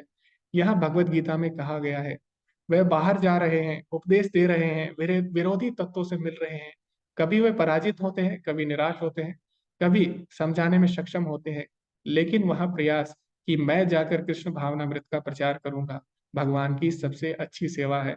तो 18वें अध्याय में भगवान बोलते हैं कि जो लोग मेरे संदेश का प्रचार करते हैं, उससे प्रिय ना कोई मुझे हुआ है और ना ही कभी कोई होगा। तो प्रचार की जो सेवा है, वो भगवान को बहुत ही प्रिय है। आप सोचे, अगर आपने कोई पुस्तक लिखी और अगर हम उसका प्रचार करें, तो आपको अच्छा लगेगा ना, हम उसका प्रचार कर रहे हैं आपकी पुस्तक का। तो इसी प्रकार भगवान ने जो पुस्तक बोली है भगवत गीता, अगर हम उसका प्रचार करते हो, तो भगवान को भी बहुत अच्छा लगता है, ठीक है। और भगवान बहुत ही प्रसन्न होते हैं कि अब तो ये जीवात्मा मेरे पास वापस आने वाली है, बहुत जन्मों से मेरे से दूर है, अब ये घर आने वाली है ना। तो जब कोई बेटा घर आता है तो माँ कितना ज्यादा प्रसन्न होती है। तो भगवान भी हमारे क्या है, माता पिता है। पिता हमसे जग तो माता धाता पिता माँ। तो जब हम भगवान के नाम का प्रचार करते हैं तो भगवान भी बहुत प्रसन्न होते हैं कि अब कुछ लोग मेरे धाम वापस आने वाले हैं, अपने घर वापस आने वाले हैं, ठीक है। तो इसीलिए प्रचार की सेवा भगवान को बहुत ही प्रिय है। और भगवान के भक्त कितना रिस्क लेते हैं। ऐसा नहीं है कि बहुत ही आसान है प्रचार करना, आप गए और आपकी बात लोग मान लें, ऐसा नहीं है। बहुत ही विरोध झेलने पड़ते हैं। और कई कई जगह तो ऐसा हुआ है, भक्तों पे हमले भी हुए हैं, ठीक है। और कई भक्तों को अपने प्राण भी त्यागने पड़े। लेकिन फिर भी जो कृष्ण भावनामृत आंदोलन है वो नहीं रुका, ठीक है। जैसे बांग्लादेश है, पाकिस्तान, वहां भी प्रचार हो रहा है और इतना आसान नहीं है। इंडिया में भी प्रचार करना आसान नहीं है। बाकी आप पाकिस्तान बांग्लादेश की तो बात दूर है। इंडिया में भी जब मायापुर में मंदिर बन रहा था, वहां पे भी जब मंदिर बना तो वहां पे भी हमले हुए डिवोटीज पे। वहां पे भी उन पे गोलियां चली और बम भी फेंका गया, ठीक है। उसमें कई डिवोटीज घायल भी हुए, कईयों के अंग क्षतिग्रस्त हो गए हमेशा के लिए, ठीक है।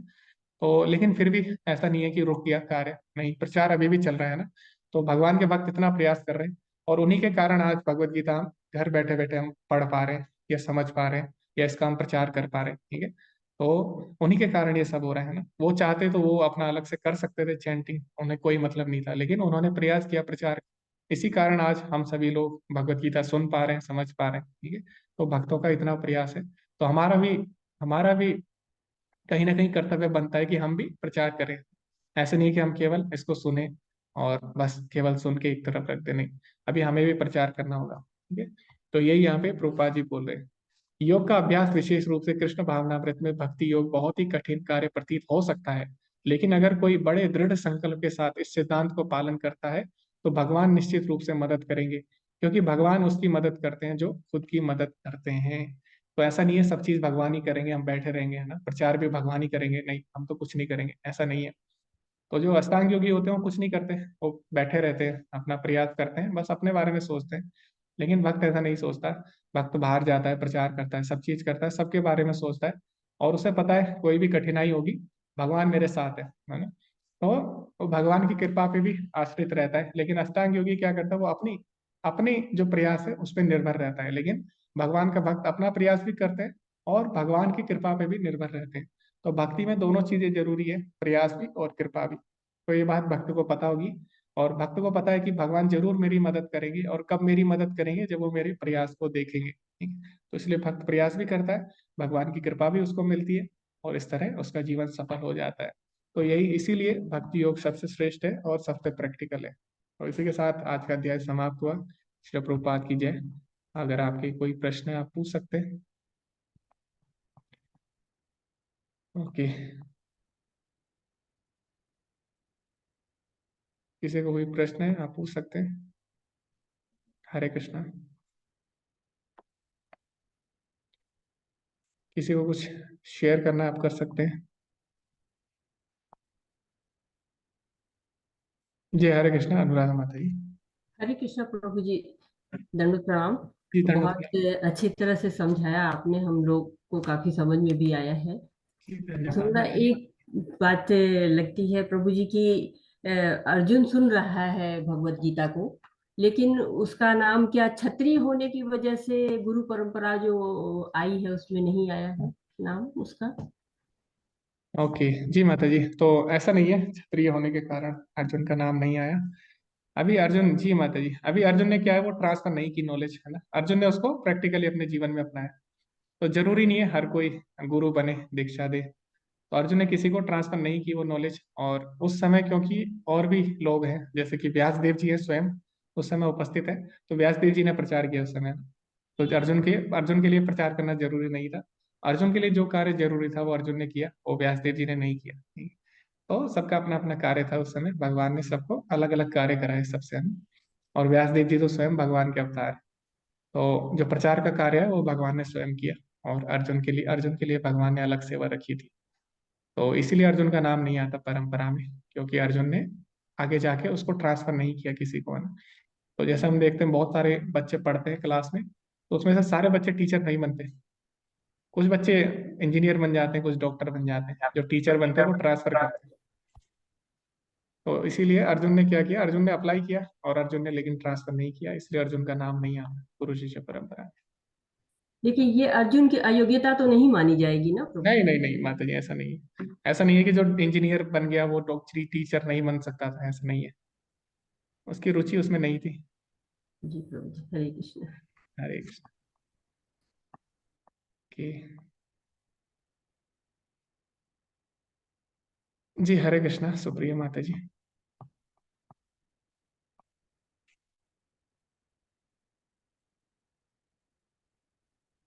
जी नया माता जी, आप जा सकते हरे हैं। कृष्णा। जी हरे हरे कृष्ण। कृष्णा प्रभु जी, दंडवत प्रणाम। जी दंडवत प्रणाम माता प्रभु जी। जी, प्रभु जी, श्लोका नंबर 10 में जो एकाकी क्या जो श्लोक में आया है ना, एकांत में वास करना, तो जैसे हर चीज को प्रभुपाद जी ने भक्ति के साथ जुड़ा हुआ है कि जो भक्त जो है वो कैसे उसको पालन करेंगे।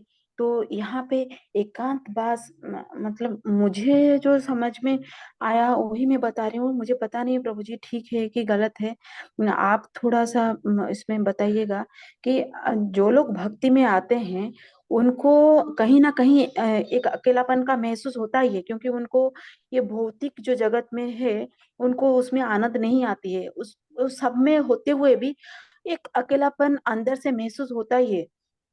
कुछ तो कमी है, कुछ तो कमी है। और हमेशा वो सब भीड़ में रहते हुए भी वो खुद को अकेला ही महसूस करते हैं, इसीलिए ही ज्यादातर लोग भक्ति में आते हैं। फिर उनको यहाँ पे ही अपनी जो संतुष्टि होती है।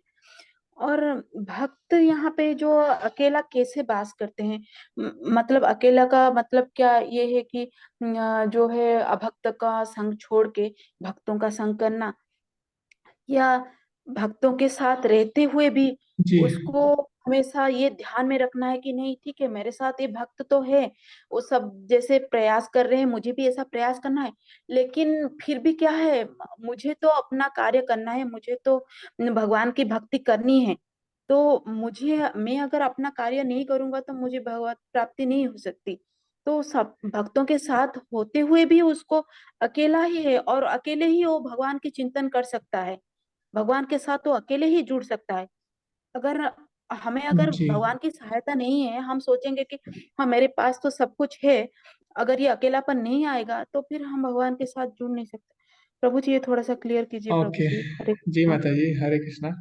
तो हाँ, सबसे पहले हम समझेंगे कि आपने बोला कई लोग जीवन में अकेला अनुभव करते हैं और उनको लगता है कि अकेले हैं हम, इसलिए हमें भगवान से जोड़ना चाहिए।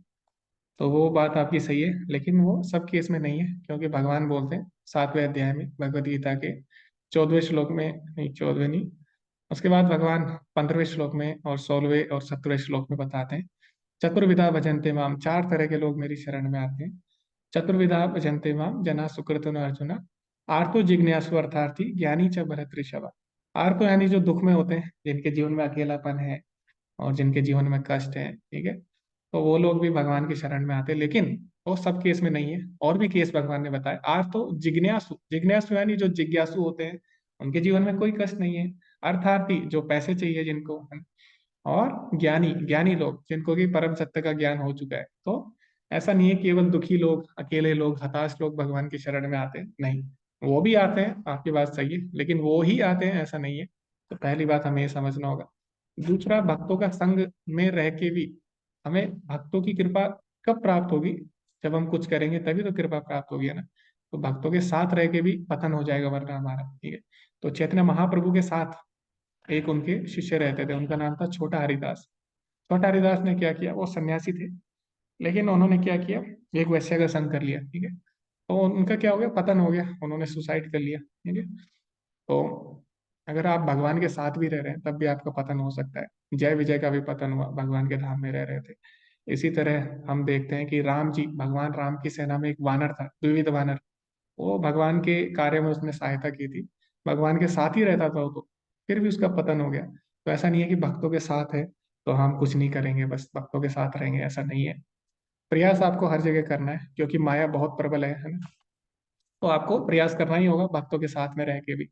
लेकिन भक्तों के साथ रहने से क्या लाभ होगा, भक्तों की कृपा आपको मिल जाएगी, क्योंकि आपको नहीं पता कि भगवान जो भी आप कर रहे हैं उससे भगवान खुश हो रहे हैं कि नहीं, आपको नहीं पता है ना। क्योंकि भगवान की फोटो अगर आप देखोगे, जैसे आप देख सकते हैं मेरे पीछे बैकग्राउंड में, तो भगवान तो हमेशा हंसते रहते हैं, खुश रहते हैं ना। तो आपको कैसे पता लगेगा भगवान खुश हो रहे हैं कि नहीं जो हम कर रहे हैं उससे? तो वो आपको पता लगेगा वैष्णव से। वैष्णव अगर खुश है तो भगवान खुश है ना। तो भक्तों के साथ रहने का ये लाभ होता है कि अगर वैष्णव को आप खुश कर लेते हो तो भगवान को खुश कर लिया आपने, ठीक है। आपको भगवान की कृपा मिल जाती है। तो जो कार्य, जो भक्ति आपको हजार जन्मों बाद मिलने वाली थी, वो आप वैष्णव के संग में रह के तुरंत ही आपको मिल जाएगी, ठीक है। तो इसीलिए चैतन्य महाप्रभु बोलते हैं, इसमें चैतन्य चरितामृत में बोला गया है, साधु संग सर्व शास्त्र कहे, लव मात्र साधु संग सर्व सिद्धि होए। उसमें बोला गया है कि अगर लव मात्र यानी थोड़े से 1 सेकंड से भी छोटा होता है लव, अगर आप उतने के लिए भी साधु संग कर लेते हो तो सर्व सिद्धि होए, आपके जीवन सिद्ध हो जाएगा, ठीक है। तो इसीलिए हमें क्या करना है, साधु संग चाहिए। इसलिए नहीं है कि हम कुछ नहीं करेंगे, इसलिए चाहिए कि हमें जो भक्ति हमारी बहुत जन्मों बाद फल देने वाली है, वो साधु की कृपा से, भक्तों की कृपा से जल्दी फल दे देगी, ठीक है। तो इसीलिए हमें भक्तों का संग चाहिए। बाकी प्रयास हमें फिर भी करते रहना है, क्योंकि माया बहुत ही प्रबल है, कभी भी हमारा पतन हो सकता है, ठीक है। तो प्रयास भी जरूरी है, कृपा भी जरूरी है, जैसे कि हमने चर्चा की। अगर आप भक्तों के साथ भी रहते हैं तो प्रयास आपको इंडिविजुअली भी करना होगा। ऐसा नहीं है कि भक्ति सब कुछ करेंगे, नहीं। तो आपको प्रयास भी करना है और भक्तों के साथ आपको रहना भी है, भक्तों का संग भी करना है। साथ रहते हुए भी आपको इंडिविजुअल प्रयास करना है, बस आपको ये समझना होगा। और वैष्णव को हमेशा प्रसन्न रखना होगा, क्योंकि अगर आप वैष्णव अपराध करोगे तो आप कितनी भी भक्ति कर लो, कोई लाभ नहीं होगा ना। जैसे कि मान लीजिए आप, अगर आपने कोई बीज लगाया है ना, और आपने बहुत ही अच्छी फसल की, तो बहुत ही अच्छी फसल हुई, लेकिन एक हाथी क्या करेगा, हाथी फसल बर्बाद कर देता है ना। इसी तरह आप कितनी भी अच्छी भक्ति कर लो, लेकिन एक वैष्णव अपराध सारी भक्ति का नाश कर देता है, ठीक है। तो इसीलिए हमें वैष्णव अपराध से बचना है, वैष्णव के संग में रह के उनकी सेवा करनी होती है, उनको प्रसन्न करना होता है, और इससे हम उनकी कृपा प्राप्त कर सकते हैं माता जी। तो ये हमें करना है, तो इस तरह हम कर सकते हैं। ओके, किसी का और कोई क्वेश्चन है आप पूछ सकते हैं।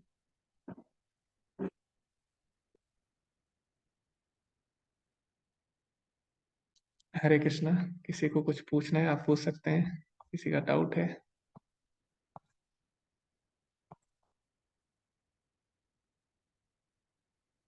ओके, तो किसी का कोई डाउट नहीं है तो मैं आपको कुछ शेयर करना चाहता हूँ टेस्ट के बारे में। तो आपका अभी टेस्ट होगा, ठीक है। और जो टेस्ट होगा आपका क्लोज बुक टेस्ट होगा, उसमें कुछ क्वेश्चंस आएंगे और बहुत ही छोटे छोटे क्वेश्चन आएंगे, पॉइंट टू पॉइंट। ऐसा नहीं है कि आपको बहुत लंबा चौड़ा उसका एक्सप्लेनेशन देना है, आपको जस्ट पॉइंट टू पॉइंट उसका आंसर लिखना है ना। और ज़्यादा एक्सप्लेनेशन नहीं करना। तो उसको आप आधे घंटे में कर सकते हो, आपके पास 1 घंटे का समय रहेगा, लेकिन आप आधे घंटे में कर सकते हो। उसमें हो सकता है एक दो कुछ लॉन्ग क्वेश्चन है, उसको भी आप ज़्यादा नहीं लिखेंगे, थोड़ा बहुत जितना पूछा है उतना ही लिखेंगे। तो आप आधे घंटे में कर लोगे, लेकिन 1 घंटे का आपको समय मिलेगा। आपको सबको कैमरा ऑन करके वो टेस्ट देना होगा, उसके बाद उसको सबमिट करना होगा लिंक पे। और साथ ही साथ आपको ओपन बुक क्वेश्चन भी दिए जाएंगे 2, वो आपको करने होंगे। और उसका कोई समय सीमा नहीं है, आप एक हफ्ते में या 2 हफ्ते में कर सकते हो उनको, और आराम से आप बुक में से कर सकते हैं ओपन बुक।